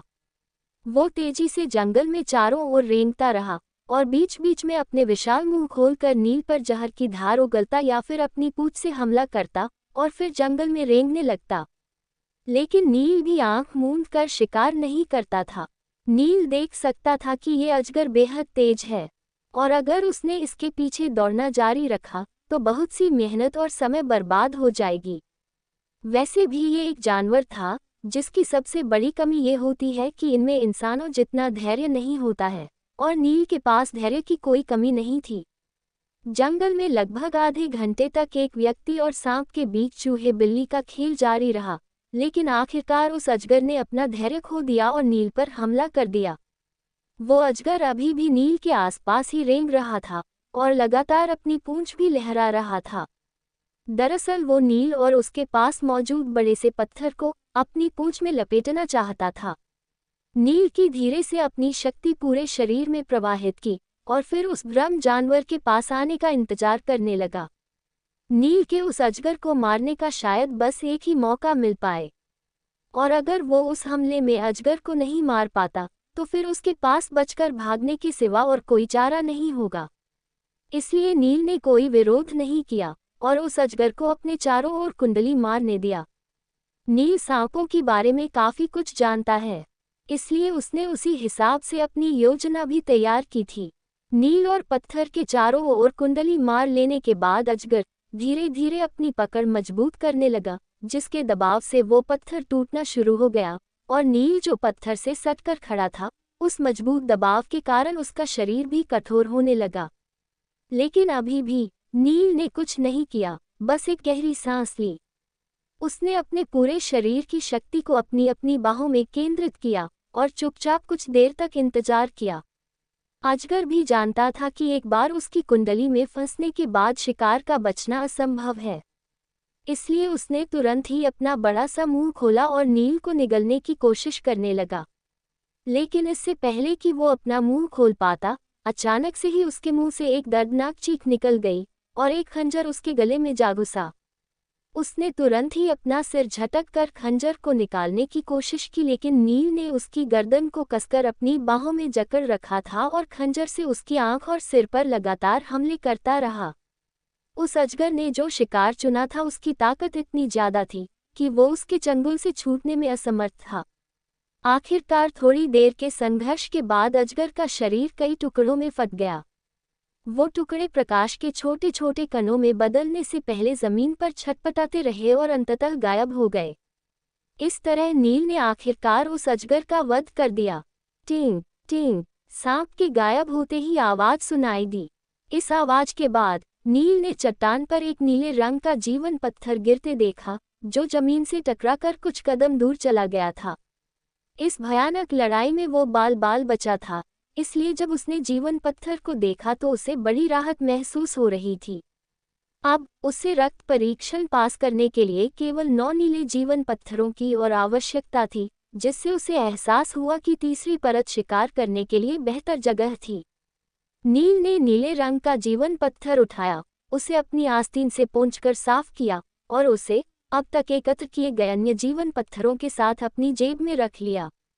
फिर उसने अपनी दाहिनी ओर देखा और अधिक जीवन पत्थर हासिल करने की जल्दी में आगे बढ़ गया। अगर मैं चौथे हिस्से में जाता हूं तो मुझे केवल 3 ही जानवरों को मारना पड़ेगा। ये याद आते ही कि रक्त परीक्षण में उत्तीर्ण होने के लिए उसे चौथे हिस्से में केवल 3 जानवरों को मारने की जरूरत होगी, नील थोड़ा उत्सुक हो गया। लेकिन नील ये भी अनुमान लगा सकता था कि चौथे हिस्से में मौजूद जानवर अवश्य ही अर्ध महावीर योद्धा के बराबर ताकतवर होंगे, जिससे उन्हें मारना और भी ज्यादा कठिन होगा। इसलिए नील का वहां इतनी जल्दी जाने का कोई इरादा नहीं था। एपिसोड 46 रणधीर रानावत का हमला। मुख्य बिंदु। रणधीर उस पर लगातार हमले कर रहा था, इसलिए नील के पास कई कदम पीछे हटने के अलावा कोई विकल्प नहीं था। और आखिरकार नील एक कोने में पहुंच गया, जहां पर को दोनों तरफ चमकीले धागों का जाल था और उसके सामने रणधीर अपने हाथ में मौजूद खंजर के साथ खेल रहा था। अब उसके जाने के लिए कोई जगह नहीं बची थी। मैंने सोचा कि मैं रक्त परीक्षण में आसानी से उत्तीर्ण हो सकता हूँ। मुझे अंतिम चरण में ऐसी चीज का सामना करने की उम्मीद नहीं थी। नील केवल अपने दिल में कड़वाहट से मुस्कुरा सकता था। अब आगे की कहानी। दरअसल नील का फैसला भी काफी हद तक सही था। रक्त परीक्षण में ज्यादातर शिष्य तीसरे हिस्से में ही रहेंगे। उनमें से बहुत ही कम लोग होंगे जो चौथे और पांचवें हिस्से में कदम रखेंगे। नील तीसरे हिस्से पर 3 घंटे तक घूमता रहा। इन 3 घंटों में उसको काफी लाभ भी मिला। सबसे पहले उसकी मुलाकात एक राक्षसी कौवे से हुई। राक्षसी कौवा लगातार नील पर हमला कर रहा है, लेकिन उसकी गति बेहद तेज होने की वजह से नील इस कौवे को मारने में सफल नहीं हो पा रहा था। जब भी नील कौवे पर हमला करना चाहता है तो वो कौवा तुरंत ही दूर चला जाता। अंत में जब राक्षसी कौवे को मारने का कोई रास्ता नहीं मिला तो नील जमीन पर गिरकर मरने का नाटक करने लगा। हालांकि उसे भी उम्मीद नहीं थी कि उसका दांव सही होगा। जाहिर सी बात थी कि राक्षसी कौवे को भी लाशों को खाना पसंद था, और फिर जिस क्षण राक्षसी कौवा उसके पास आया, उसने अपनी मुट्ठी से उसके सिर पर जोरदार मुक्का मारा, जिससे वो कौवा तुरंत मर गया। उसके बाद नील की मुठभेड़ एक विशाल प्राचीन हाथी से हुई। इतने विशाल और शक्तिशाली जानवर को मारने के लिए नील को अपनी सारी फुर्ती और शक्ति का उपयोग करना पड़ा। इसके बाद भी नील कई जानवरों से टकराया, जैसे 3 काले भेड़िए, जहरीले सींग वाला भैंसा, हरे बालों वाला वनमानुष। सामान्य तौर पर ब्रह्म जानवर की तीसरे हिस्से के ब्रह्म जानवर दूसरे हिस्से की तुलना में बहुत अधिक शक्तिशाली थे, लेकिन नील को उन्हें मारने में ज़्यादा मुश्किल नहीं आई, लेकिन उसके लिए उसे अपने दिमाग का पूरा इस्तेमाल करना पड़ा। इस तरह 3 घंटे में उसे कुल 8 नीले रंग के जीवन पत्थर मिले। इस समय नील की आंखों के सामने जहरीले कांटों वाला एक शाही था, जो तेजी से उस पर हमला कर रहा था। ये जहरीला शाही डंक मारने वाला जानवर होता है और इसकी त्वचा मोटी होती है, जिस पर हजारों जहरीले कांटे लगे होते हैं, जिससे इनसे निपटना बहुत मुश्किल हो जाता है। सौभाग्य से इसका दिमाग बहुत धीमा था। नील पर अपनी पूरी शक्ति और जहरीले कांटों से हमला करने के अलावा उसके पास और कोई तरीका नहीं था। नील भी उसके हमलों को लगातार चकमा देता रहा और इस इंतजार में रहा कि उसे इस जहरीले शाही को मारने का एक मौका मिल जाए। लेकिन एक हमले को चकमा देने के तुरंत बाद नील को अचानक एक बेहद खतरनाक एहसास हुआ और अपने सहज ज्ञान पर भरोसा करते हुए वो एक ओर लुढ़क गया। तभी नील की पिछली जगह पर अचानक एक चमकदार लंबा नीला धागा दिखाई दिया। लेकिन नील तब तक अपनी जगह से हट चुका था, इसलिए वो धागा सीधे जहरीले शाही की तरफ बढ़ गया। लेकिन उस जहरीले शाही ने बहुत ही धीमी गति से प्रतिक्रिया की, जिसकी वजह से वो लंबा नीला धागा उसके सिर से जा टकराया और उसका सिर तुरंत ही 2 हिस्सों में बंट गया। फिर एक दर्दनाक चीख के साथ वो प्रकाश के अनगिनत कणों में बदल कर गायब हो गया और नीले रंग के एक जीवन पत्थर जमीन पर गिर गया। नील का हैरान चेहरा अभी भी उस लंबे नीले धागे को ही देख रहा था, जो धीरे धीरे गायब हो गया। ये नीला धागा इतना तेज था कि अगर नील थोड़ा सा भी धीमा होता तो शायद उस नीले धागे ने उसके शरीर को 2 हिस्सों में काट दिया होता। ये जीवन पत्थर आपके लिए है। कुछ ही दूरी पर एक युवक अपने हाथ में मौजूद खंजर से खेल रहा था और खंजर की नोक पर एक लंबा चमकीला नीला धागा दिखाई दे रहा था। आप कौन हैं? नील ने सख्ती से पूछा। वो हमला स्पष्ट रूप से नील को लक्ष्य बनाकर ही किया गया था। युवक ने लापरवाही से कहा, मेरा नाम रणधीर रानावत है। नील की आंखें अचानक छोटी हो गई। वो उसके कहने का मतलब समझ चुका था। वो भी रानावत परिवार का बेटा था और उसने बिना कुछ कहे उस पर हमला कर दिया। दूसरे हिस्से में मिले 3 लोग भी रानावत परिवार से ही थे। रणधीर रानावत ने अपने हाथों को लहराते हुए नीले रंग के कई जीवन पत्थर निकाले और उन्हें जमीन पर रख दिया। रक्त परीक्षण में उत्तीर्ण होने के लिए केवल 10 नीले जीवन पत्थरों की आवश्यकता थी और इस समय जमीन पर दर्जनों नीले रंग के जीवन पत्थर बिखरे हुए हैं। नील इतने लंबे समय से केवल 10 नीले जीवन पत्थरों को इकट्ठा करने में व्यस्त था, जबकि इस युवक को पहले ही इतने सारे जीवन पत्थर मिल चुके थे। मेरे साथ मुकाबला करो और ये सारे जीवन पत्थर तुम्हारे हो जाएंगे, रणधीर रानावत ने ठंडे स्वर में कहा। नील ने अपना सिर हिलाया और कहा, मुझे तुम्हारे साथ मुकाबला करने में कोई दिलचस्पी नहीं है। वो जल्दी ही जीवन पत्थर की जरूरी संख्या को पूरा करने वाला था। तो फिर इस युवक से लड़ने की जहमत क्यों उठाएं? वो युवक अपने खंजर की मदद से इतने कम समय में इतने सारे जीवन पत्थर जमा करने में सक्षम था, इसलिए उसे हल्के में लेना बेवकूफ़ी से ज़्यादा कुछ नहीं था। नील के हिसाब से ये खंजर अवश्य ही एक आध्यात्मिक हथियार होना चाहिए। नील को अपनी ताकत पर भरोसा है, लेकिन वो अंधा नहीं है। रणधीर रानावत मंद मंद मुस्कुराया। मुझे डर है कि तुम्हारे पास कोई और विकल्प नहीं है। हालांकि वो तीन बेवकूफ़ किसी काम के नहीं थे, लेकिन फिर भी नुकसान तो हमारे परिवार का ही हुआ है, और हमारे परिवार को नुकसान पहुंचाने वाले इंसान को मैं इतनी आसानी से जाने नहीं दे सकता। जब नील ने ये सुना तो वो अचंभित रह गया। वो वहां से मुड़कर जाने ही वाला था, लेकिन इतने में उसके सामने एक चमकीला नीला धागा आ गया। इसके अलावा ये चमकीला धागा तेजी से बढ़ गया और एक छोटा वर्ग बन गया। ये वर्ग भी लगातार बढ़ता गया और अंततः एक विशाल जाल बन गया। इस जाल ने आसपास के सैकड़ों मीटर के दायरे को ढक लिया। इस तरह नील और रणधीर रानावत उस जाल में कैद हो गए। रक्त परीक्षण बहुत उबाऊ है और बिना दिमाग वाले ब्रह्म जानवर से निपटना सीधे तौर पर मेरी प्रतिभा का अपमान है।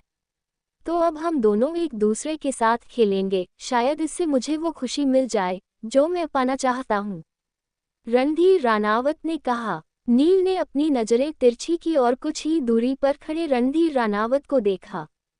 उसने भी महसूस किया कि बिना मुकाबला किए उसे यहाँ से जाने का मौका नहीं मिलेगा।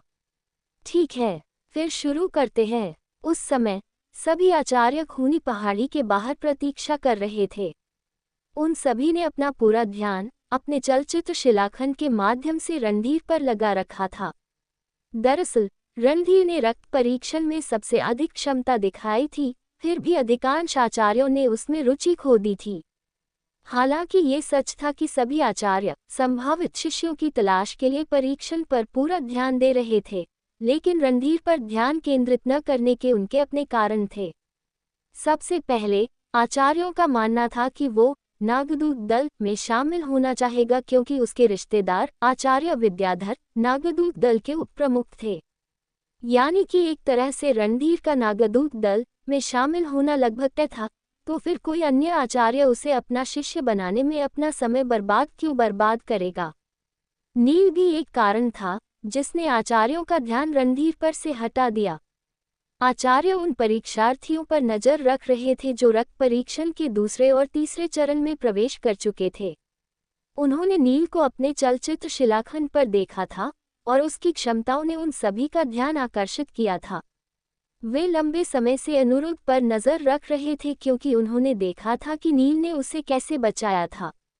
हालांकि कुलीन शिष्यों ने अनुरुद्ध को घेर लिया था, फिर भी उसने अनुरुद्ध को बचाने के लिए खुद को जोखिम में डाल दिया। चूंकि नील और अनुरुद्ध दोस्त लग रहे थे, इसलिए आचार्यों ने सोचा कि शायद वे आगे के परीक्षण में एक साथ रहेंगे। लेकिन वे नील को खोजने में असफल रहे, जिससे उन्हें बड़ी निराशा हुई। नील अगले हिस्से में अनुरुद्ध के पास नहीं गया। आचार्यों ने भी मान लिया कि शायद नील को अकेले लड़ना पसंद होगा। शायद नील एक ऐसा व्यक्ति था जो स्वतंत्र रूप से आना जाना पसंद करता था। काफी समय के बाद जब कोई भी आचार्य नील को अपने चलचित्र शिलाखंड पर नहीं ढूंढ पाया, तो एक आचार्य ने रणधीर की ओर रुख किया। तभी उन्होंने देखा कि रणधीर और नील के बीच लड़ाई शुरू हो रही है। एक बार जब उन्होंने अन्य आचार्यों को सूचित किया, तो उन सभी का उत्साह बढ़ गया। फिर उन सभी ने अपने चलचित्र शिलाखंड पर रणधीर का दृश्य देखना शुरू कर दिया। रणधीर और नील दोनों की क्षमता को देखते हुए आचार्यों को अंदाजा हो चुका था कि अब एक बड़ी लड़ाई होने वाली है। इधर खूनी पहाड़ी पर रणधीर ने नील को सांस लेने का भी समय नहीं दिया। उसने अपने हाथ में मौजूद खंजर घुमाया और 1 मिनट में कई अराजक नीले धागे उत्पन्न कर दिए। फिर वो नील को चमकीले धागे से पकड़ने के इरादे से नील की ओर दौड़ा। यदि रणधीर सफल हुआ और नील एक बार इन नीले धागों में कैद हो गया, तो वो धागे उसके शरीर को टुकड़ों में काट देंगे और वो एक दुखद मौत मर जाएगा। फिलहाल नील के पास भागने के अलावा कोई चारा नहीं था। वो उन धागों की वजह से उस पर हमला नहीं कर पा रहा था। खंजर पकड़े हुए रणधीर की तरफ सीधे दौड़ने से नील के उन चमकीले धागों से घायल होने की संभावना बढ़ जाएगी। नील को एक बेहतर योजना की जरूरत थी। ये दिन वैसा नहीं निकला जैसा कि नील ने उम्मीद की थी। परीक्षा अच्छी चल रही थी। आखिरकार नील के पास रक्त परीक्षण पास करने के लिए पर्याप्त जीवन पत्थर इकट्ठे होने ही वाले थे। लेकिन अब जब वो सफलता के इतने करीब थे तो उसे ऐसा कुछ होने की उम्मीद नहीं थी। वो इस मामले में क्या कर सकता था? कोई अन्य विकल्प न होने पर नील कड़वाहट से मुस्कुराया। बड़े जाल ने रणधीर और नील को ढक रखा था। जाल सैकड़ों फीट तक फैला हुआ था, लेकिन नील के पास बचने के लिए बहुत कम जगह थी। चूंकि रणधीर उस पर लगातार हमले कर रहा था, इसलिए नील के पास कई कदम पीछे हटने के अलावा कोई विकल्प नहीं था। और आखिरकार नील एक कोने में पहुंच गया, जहां पर को दोनों तरफ चमकीले धागों का जाल था और उसके सामने रणधीर अपने हाथ में मौजूद खंजर के साथ खेल रहा था। अब उसके जाने के लिए कोई जगह नहीं बची थी। मैंने सोचा कि मैं रक्त परीक्षण में आसानी से उत्तीर्ण हो सकता हूँ। मुझे अंतिम चरण में ऐसी चीज का सामना करने की उम्मीद नहीं थी। नील केवल अपने दिल में कड़वाहट से मुस्कुरा सकता था। एपिसोड 47 रणधीर का अंत। मुख्य बिंदु। जब भी नील नीलिमा और उसकी दुर्दशा के बारे में सोचता तो उसे समय की बेहद कमी महसूस होती।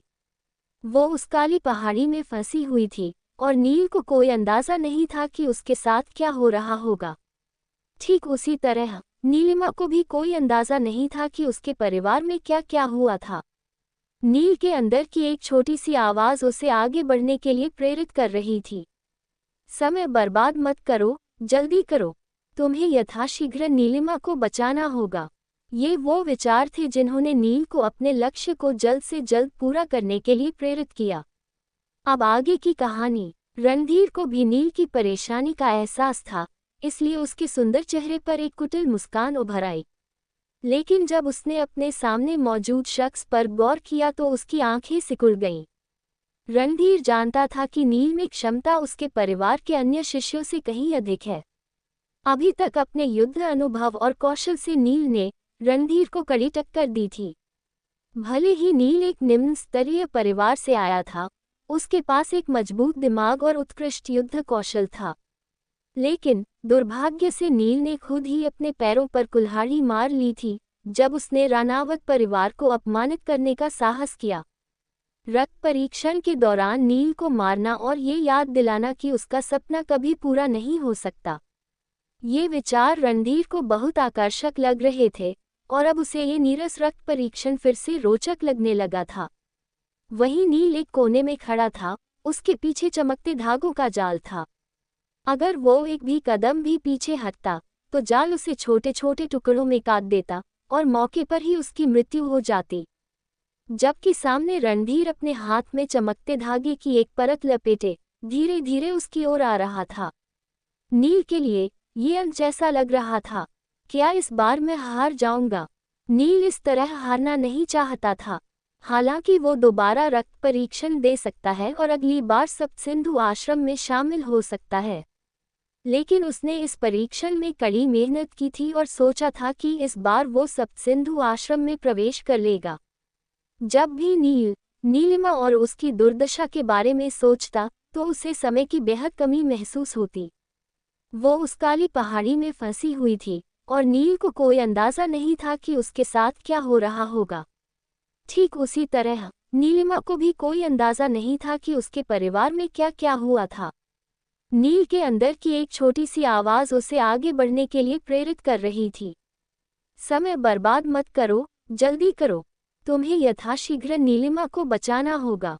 ये वो विचार थे जिन्होंने नील को अपने लक्ष्य को जल्द से जल्द पूरा करने के लिए प्रेरित किया। ये धागे बेहद घातक हैं और मैं इस कोने में फंस गया हूँ। अगर ये धागे मेरे शरीर में उलझ गए तो मैं क्या? लेकिन मेरी हड्डियां अघोरा के हमलों को भी झेल गई थी। शायद वे इन धागों से होने वाले नुकसान को भी झेलने में कामयाब हो जाए। अपनी निराशा के क्षण में नील को एक जोखिम भरा लेकिन शानदार विचार आया। उसने पासा पलटने का फैसला किया। फिर उसने अपना एक हाथ अपनी पीठ के पीछे रखा और एक उंगली से धागों से बने जाल को छुआ। जैसे ही नील की उंगली ने जाल को छुआ, उसे तेज दर्द महसूस हुआ। वो जानता था कि इन धागों ने उसकी उंगली की त्वचा को काट दिया है, लेकिन जब नील थोड़ा और आगे बढ़ा तो धागा उंगली के मांस को काटकर हड्डी तक पहुंच गया, लेकिन उससे आगे नहीं जा सका। मेरी हड्डियां इन धागों के हमले को सहन कर सकती हैं। नील खुश हो गया और उसे आशा की एक किरण दिखाई देने लगी। उसने अपनी उंगली पर दर्द भरी नजर डाली और हड्डी पर धागे के काटने से बना निशान देखा। हालांकि हड्डी धागे से थोड़ी सी कट गई थी, फिर भी धागा इसे पूरी तरह से काटने में कामयाब नहीं हो पाया था। ये दर्शाता है कि उसकी हड्डियां इन धागों का सामना कर सकती हैं। इस बात को इस तरह से समझा जा सकता है क्योंकि वो इस समय एक भ्रम सरनी में है, इसलिए इस दौरान उसके शरीर को होने वाला कोई भी नुकसान वास्तविक नुकसान नहीं होगा। भले ही यहाँ पर हार जाए, फिर भी वो मरेगा नहीं। ज्यादा से ज्यादा बस इतना ही हो सकता है कि वो रक्त परीक्षण से बाहर हो जाएगा, इसलिए उसे अपना पूरा प्रयास करना होगा। नील, जिसने अपना मन बना लिया था, आगे नहीं बढ़ा, बल्कि रणधीर के करीब आने का इंतजार करने लगा, जो लगातार उसके करीब आ रहा था। जब रणधीर उससे बस एक कदम दूर था, तो नील ने अचानक अपने हाथ को चेहरे के आगे रखा और रणधीर की ओर झपटा। जब रणधीर ने नील को अपनी ओर आते हुए देखा, तो उसके चेहरे पर हैरानी के भाव आ गए। रणधीर अच्छी तरह से जानता था कि ये धागे कितने खतरनाक हैं, इसलिए उसने यही सोचा कि शायद ये लड़का पागल हो गया है, क्योंकि धागों के शरीर पर लगने का सिर्फ एक ही नतीजा होगा कि उसके शरीर के टुकड़े टुकड़े हो जाएंगे। क्या इस लड़के ने पहले में मरने का फैसला कर लिया है? इस समय केवल रणधीर ही ऐसा नहीं सोच रहा था। इस लड़ाई पर करीब से ध्यान देने वाले सभी आचार्य बह इसी तरह सोच रहे थे। लगता है कि नील इस बार रक्त परीक्षण बाहर जा रहा है, लेकिन इससे कोई फर्क नहीं पड़ता। इस तरह के प्रतिभाशाली युवक के लिए अगली बार सप्त सिंधु आश्रम में प्रवेश करना ज्यादा मुश्किल नहीं होगा। ऐसे बहुत से आचार्य थे जो नील में और अधिक जानना चाहते थे। क्या आप इस बारे में पूछताछ करना चाहते हैं कि वह शाही राजधानी में कहाँ रहता है? एक आचार्य ने पास ही खड़े दूसरे आचार्य से पूछा। जरूर, लेकिन पहले उसे बाहर आने दें, फिर देखते हैं कि क्या करना चाहिए। दूसरे आचार्य ने भी बड़ी ही शांति से जवाब दिया। जब सभी आचार्य चलचित्र शिलाखंड की मदद से नील और रणधीर पर नजर बाएं हुए थे, तभी नील ने रणधीर की तरफ दौड़ लगा दी। तभी उसने महसूस किया कि कई धागे उसकी बाहों और टांगों के मांस में धंस गए हैं और उसके शरीर में भयानक दर्द होने लगा। नील ने अपने दांतों को भींच लिया, फिर भी पीछे नहीं हटा। लेकिन जब उन धागों ने नील की हड्डियों को काटना चाहा, तो अंततः उन्हें प्रतिरोध का सामना करना पड़ा और उसकी हड्डियों ने धागे को आगे बढ़ने से रोक दिया। रणधीर ने सोचा कि रोशनी के धागे नील को टुकड़ों में बांट देंगे, लेकिन जो दृश्य उसकी आंखों के सामने दिखाई दिया, उसकी तो उसने कल्पना भी नहीं की थी। उसे महसूस हुआ कि कुछ गलत हुआ है, लेकिन जब तक वो कुछ समझ पाता, नील की मुट्ठी पहले ही उसके चेहरे के पास आ चुकी थी। नील की मुट्ठी रणधीर के चेहरे पर जोर से टकराए और उसका सुंदर चेहरा अचानक बदसूरत हो गया। फिर भी नील अभी भी उसे देख सकता था कि भले ही उसकी आंखों में चौंकाने वाले भाव थे, लेकिन उसने तुरंत ही खुद को संभाल लिया था। रणधीर ने अपने चोट की ज्यादा परवाह नहीं की और नील पर पलटवार करने के लिए तैयार हो गया। उसने तुरंत ही अपने शरीर मोड़ा और एक दहाड़ लगाए। उसके हाथ में मौजूद खंजर तुरंत ही ठंडी रोशनी में बदल जाता है और उसने उस खंजर को नील के पेट पर पटक दिया। लेकिन नील पहले से ही उसकी चाल को समझ लिया। वो थोड़ा पीछे होकर अचानक से मुड़ गया और रणधीर की बांह को पकड़ लिया, फिर अपनी कोहनी से उसकी छाती पर हमला किया। लेकिन रणधीर की प्रतिक्रिया भी धीमी नहीं थी और उसने नील के इस हमले को रोकने के लिए अपने दूसरे हाथ का इस्तेमाल किया। दोनों में से कोई भी हार मानने को तैयार नहीं थी। दोनों के शरीर एक दूसरे में गुथे हुए थे और लगातार दूसरे पर हमला करने की कोशिश कर रहे थे। वे दोनों बार बार जमीन पर ऐसे लौटते थे जैसे कि दो छोटे बच्चे लड़ रहे हों। लेकिन अंतर यह था कि उनके हमलों का उद्देश्य प्रतिद्वंद्वी को मौके पर ही मारना था। लड़ाई के दौरान दोनों में से किसी ने भी किसी विशेष गतिविधि या युद्ध कला तकनीक का पालन नहीं किया। उन्होंने अपने हमले में बस शारीरिक शक्ति का ही प्रयोग किया, और अगर शारीरिक शक्ति की बात की जाए तो भला नील से बेहतर कौन हो सकता है। धीरे धीरे जैसे जैसे समय बीतता गया, रणधीर और कमजोर होता गया। उसका शरीर नील के हमलों का मुश्किल से विरोध कर पा रहा था। नील ने थोड़ी देर के लिए अपनी आंखें बंद कर ली और अचानक से उसका मुक्का भयानक नीली रोशनी से ढंक गया। फिर इससे पहले कि रणधीर को एहसास हो कि क्या हो रहा है, नील ने रणधीर पर अपने मुक्के से 3 बार प्रहार किया। प्रत्येक मुक्के में नंदी सहस्त्र मुष्टिका की पूरी ताकत समाहित थी। और फिर रणधीर के शरीर से कई सारी धीमी आवाजें आने लगी। चूंकि नील की नंदी सहस्त्र मुष्टिका के प्रत्येक हमले से प्रतिद्वंद्वी पर 7 हमले के बराबर नुकसान होता था, इसलिए रणधीर के शरीर पर हुए 3 मुक्कों ने उस पर 21 मुक्कों जैसा असर किया। रणधीर दर्द से कराहने के अलावा और कुछ नहीं कर सका, और जब उसे एहसास हुआ कि वो हारने वाला है तो वो घबरा गया। और बस कुछ ही पलों बाद चमकदार रोशनी के कणों ने रणधीर को घेर लिया और वो खूनी पहाड़ी से गायब हो गया। हालांकि रणधीर हार गया था, लेकिन वो लगातार यही सोच रहा था कि आखिर नील का शरीर किस चीज से बना था जो उसका खंजर और धागे भी उसके शरीर के टुकड़े नहीं कर पाए। लेकिन तब तक लड़ाई खत्म हो गई थी और उसका विजेता था नील वायुपुत्र। जाहिर है रणधीर रक्त परीक्षण से बाहर हो गया था।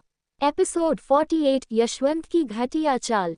मुख्य बिंदु। यशवंत, जो पहले से ही स्तब्ध था, वो उनकी गुस्से भरी नज़र को देखकर और भी उदास हो गया। वो उन सभी को सच्चाई बताना चाहता था, लेकिन जब उसने उप प्रमुख शुभांगी की पारिवारिक पृष्ठभूमि और उनके बारे में फैली भयानक अफवाहों के बारे में सोचा, तो उसने अपनी बात को अपने पेट में ही वापस निगल लिया।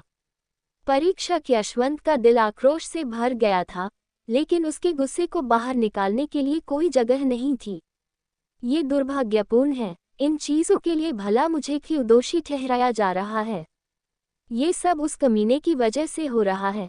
मैं उसे इसकी बहुत बड़ी सजा दूंगा।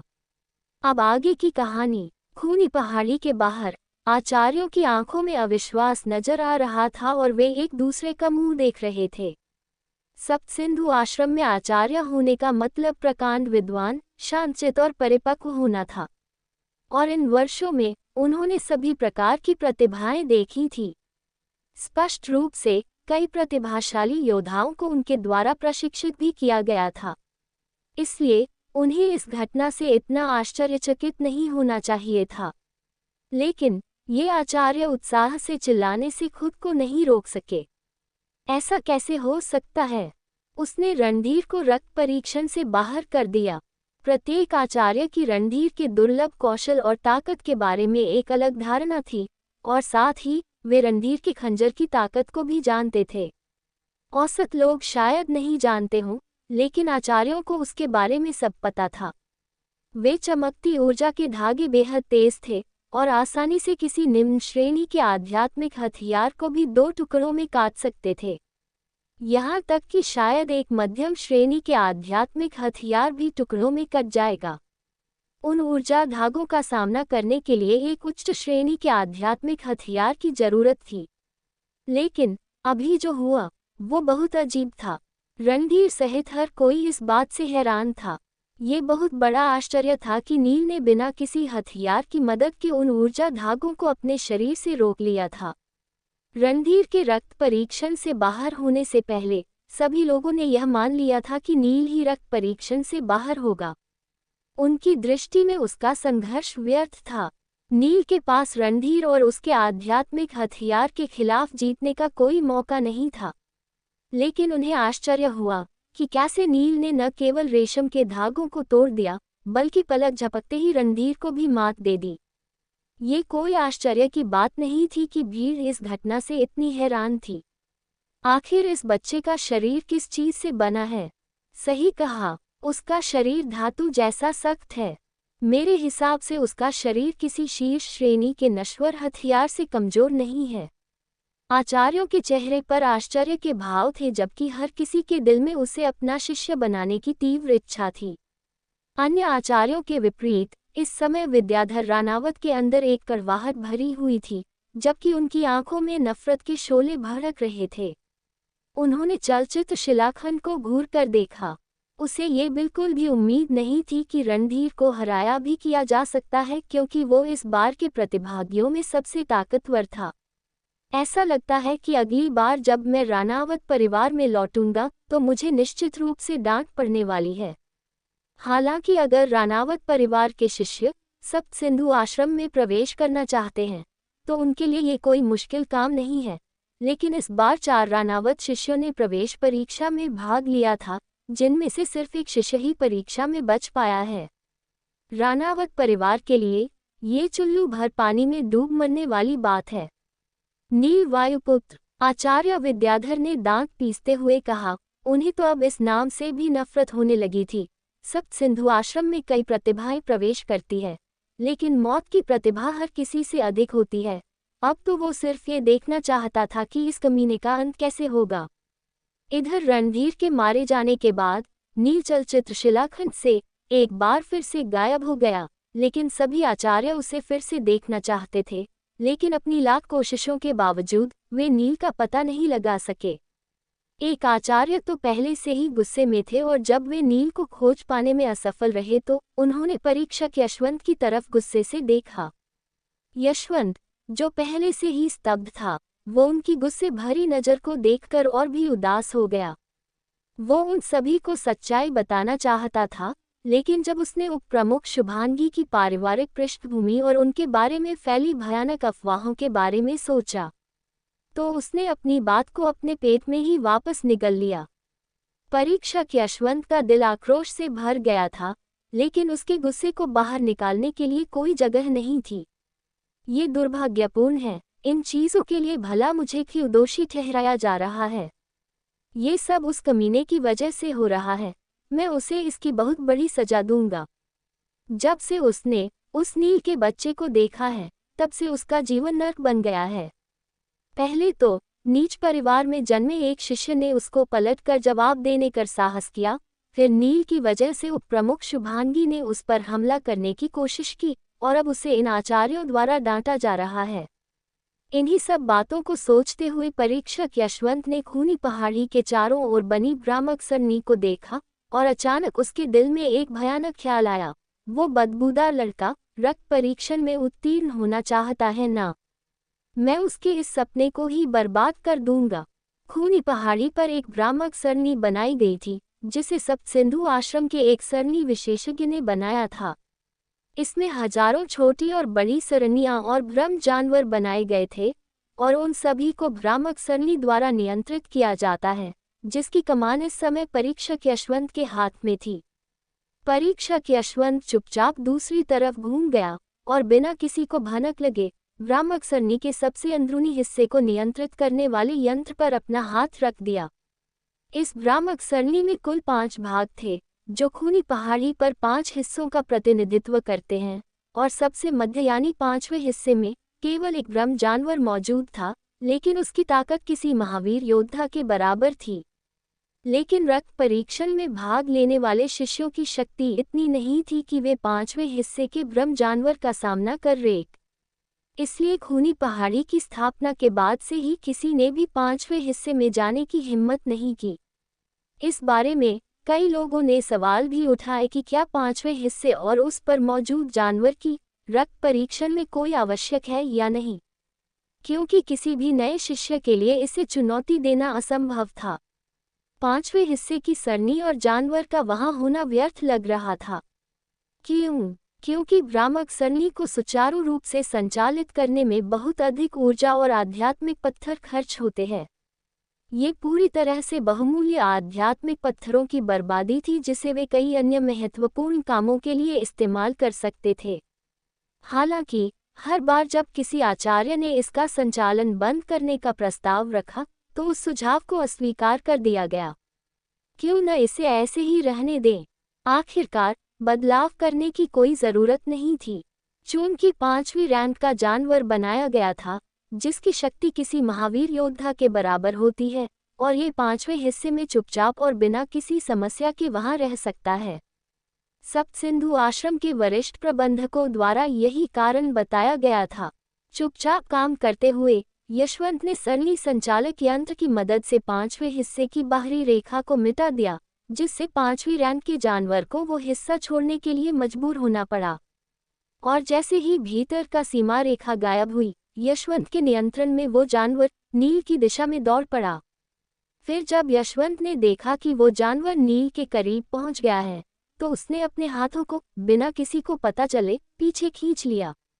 एपिसोड 49 5वीं रैंक का ब्रह्म दानव। मुख्य बिंदु। सामने की ओर कुछ दूर चलने के बाद नील को अचानक महसूस हुआ कि जमीन जोर जोर से हिल रही है, और फिर उसने बचाओ की आवाज सुनी। ये शायद किसी शिष्य के चिल्लाने की आवाज थी। उसी के साथ किसी के पैरों की आवाज भी आने लगी, मानो कोई बहुत बड़ा दानव हो और वो जमीन पर अपने पैर पटक रहा हो। धम्म धम्म धम्म। जब भी ये आवाज सुनाई देती थी तो पूरी जमीन कांप उठती थी। ये दबी हुई आवाजें और भी तेज होती जा रही थी, साथ ही जमीन का कंपन भी अधिक शक्तिशाली होता जा रहा था। नील हैरान था, क्या कोई भयानक जानवर उसकी ओर तेजी से बढ़ रहा था? आखिर परीक्षा खत्म होने के समय होने वाला था, फिर उसे इस तरह की परिस्थिति का सामना क्यों करना पड़ रहा है? अब आगे की कहानी। तुम वायुजाल खंजर की शक्ति का सामना तो बड़ी ही आसानी से कर लिया, लेकिन अब हम देखेंगे कि तुम 5वीं रैंक के जानवर के खिलाफ कैसे मुकाबला कर पाओगे। हाँ हाँ हाँ, यशवंत ने क्रूरतापूर्वक मुस्कुराते हुए मन ही मन सोचा। वो अपनी योजना से बेहद खुश था। इधर नील इस तथ्य से बेखबर था कि वो सभी आचार्यों के आकर्षण का केंद्र बना हुआ है। सभी आचार्य उसकी प्रतिभा और उसके शरीर के बारे में चर्चा कर रहे थे। नील के रणधीर को परीक्षा से बाहर कर देने के बाद रणधीर के दर्जनों जीवन पत्थर अब नील के हो गए थे। उसके हाथ में जो जीवन पत्थर के टुकड़े थे, वे रक्त परीक्षण में उत्तीर्ण होने की जरूरी संख्या से कहीं अधिक थे। अब आगे क्या करना है? नील ने राहत की सांस लेते हुए आगे की योजना के बारे में सोचा। अब नील को बस इतना करना था कि चुपचाप एक कोना खोजकर परीक्षा के समाप्त होने का इंतजार करें, और फिर वो बिना किसी परेशानी के सप्तसिंधु आश्रम का बाहरी शिष्य बन जाएगा। उस भयानक लड़ाई के बाद आखिरकार उसे अपने कपड़ों पर लगे घावों की जांच करने का समय मिला और उसे एहसास हुआ कि वो पूरी तरह से खून से लथपथ था। सौभाग्य से ये भले घाव ही थोड़े भयानक लग रहे थे, लेकिन अब उसे कोई दर्द महसूस नहीं हो रहा था। वैसे भी ये चोटें उसके किसी महत्वपूर्ण अंग पर नहीं लगे थे, इसलिए इनसे उबरना अपेक्षाकृत आसान था।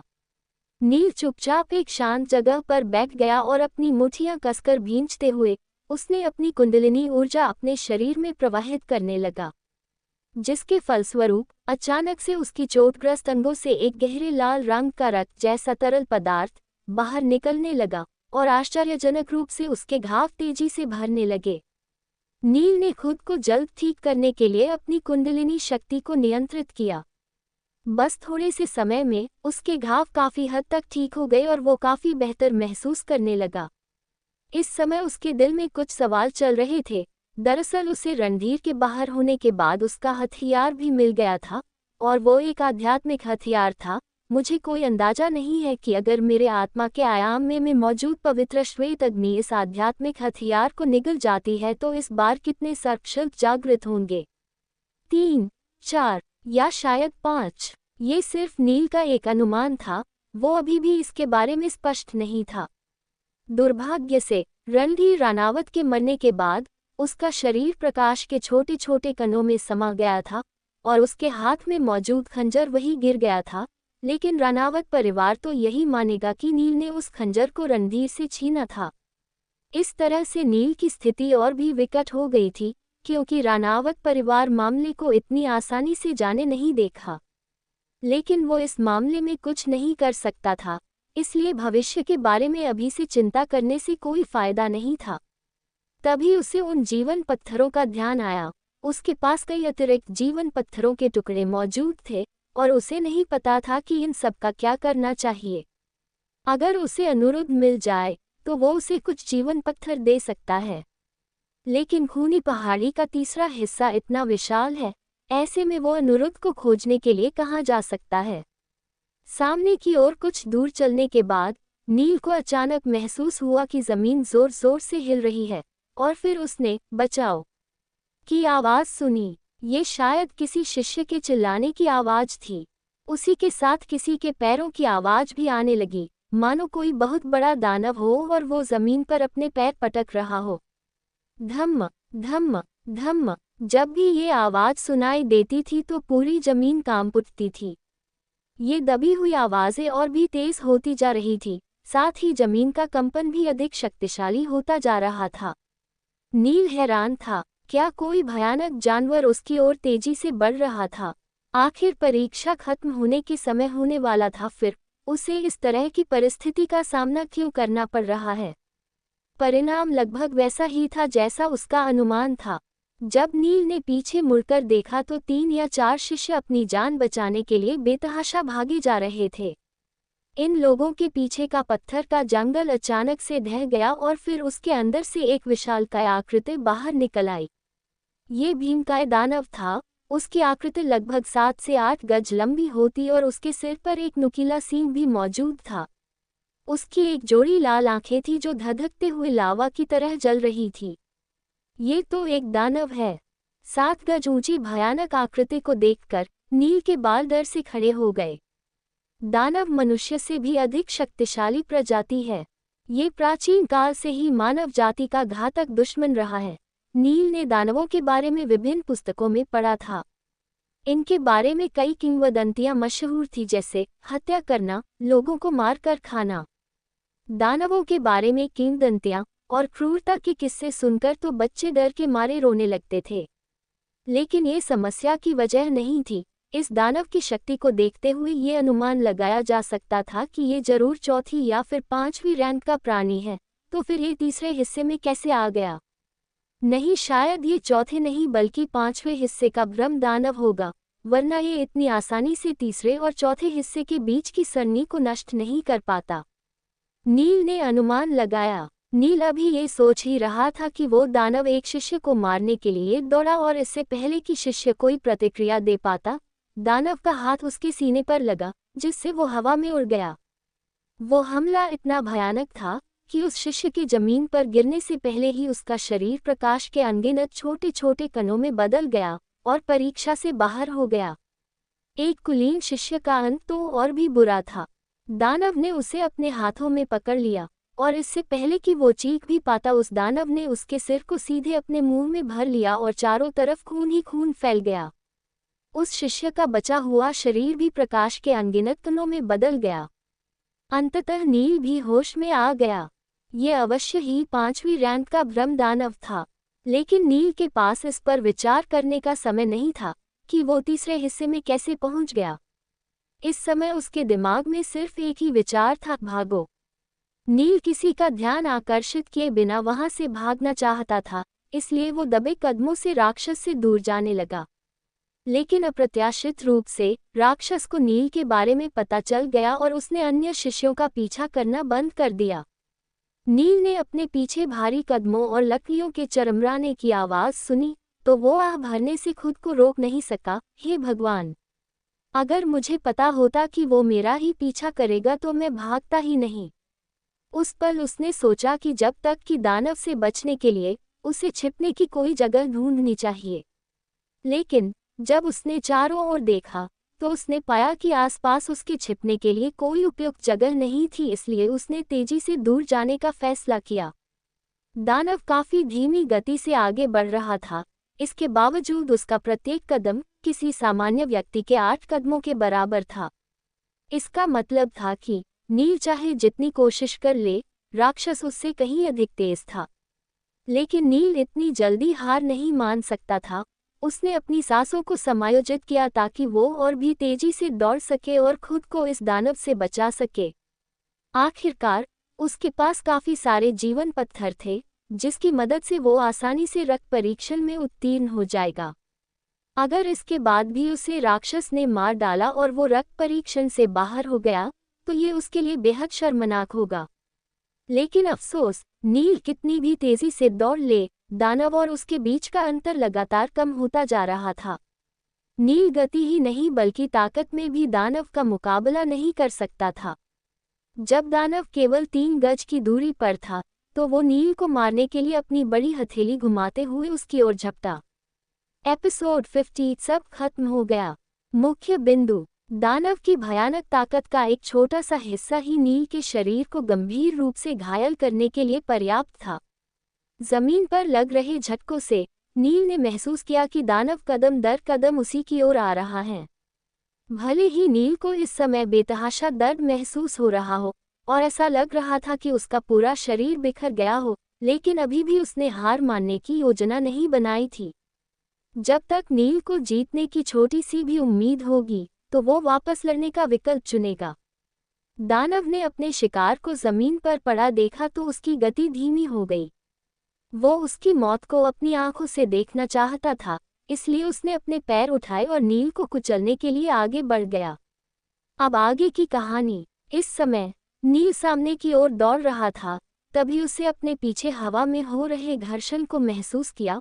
उसे ऐसा लगा जैसे कोई भारी चीज उसके शरीर से टकराने वाली है।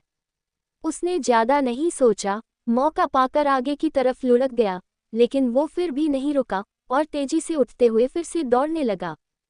तभी नील के शरीर के पीछे जमीन पर थप्पड़ पड़ने की जोरदार आवाज आए और वहां एक विशाल हथेली का निशान बन गया। दानव, जिसे अभी बाहर निकाला गया था, ने अनजान भाषा में कुछ शब्द बुदबुदाए और नील का पीछा करना जारी रखा। नील भी बेहद नाराज था, आखिर ये दानव उसी के पीछे क्यों पड़ा है। ये अफसोस की बात है कि वो रुककर उस दानव से कुछ पूछ भी नहीं सकता था। इसके अलावा ये दानव खुद एक मायावी भ्रम है और इसमें अपना कोई दिमाग नहीं है। बेशक इसके साथ करना असंभव है। खूनी पहाड़ी के बाहर खड़े सभी आचार्य अचानक से हैरान हो गए। ऐसे कई आचार्य थे जिन्होंने चलचित्र शिलाखंड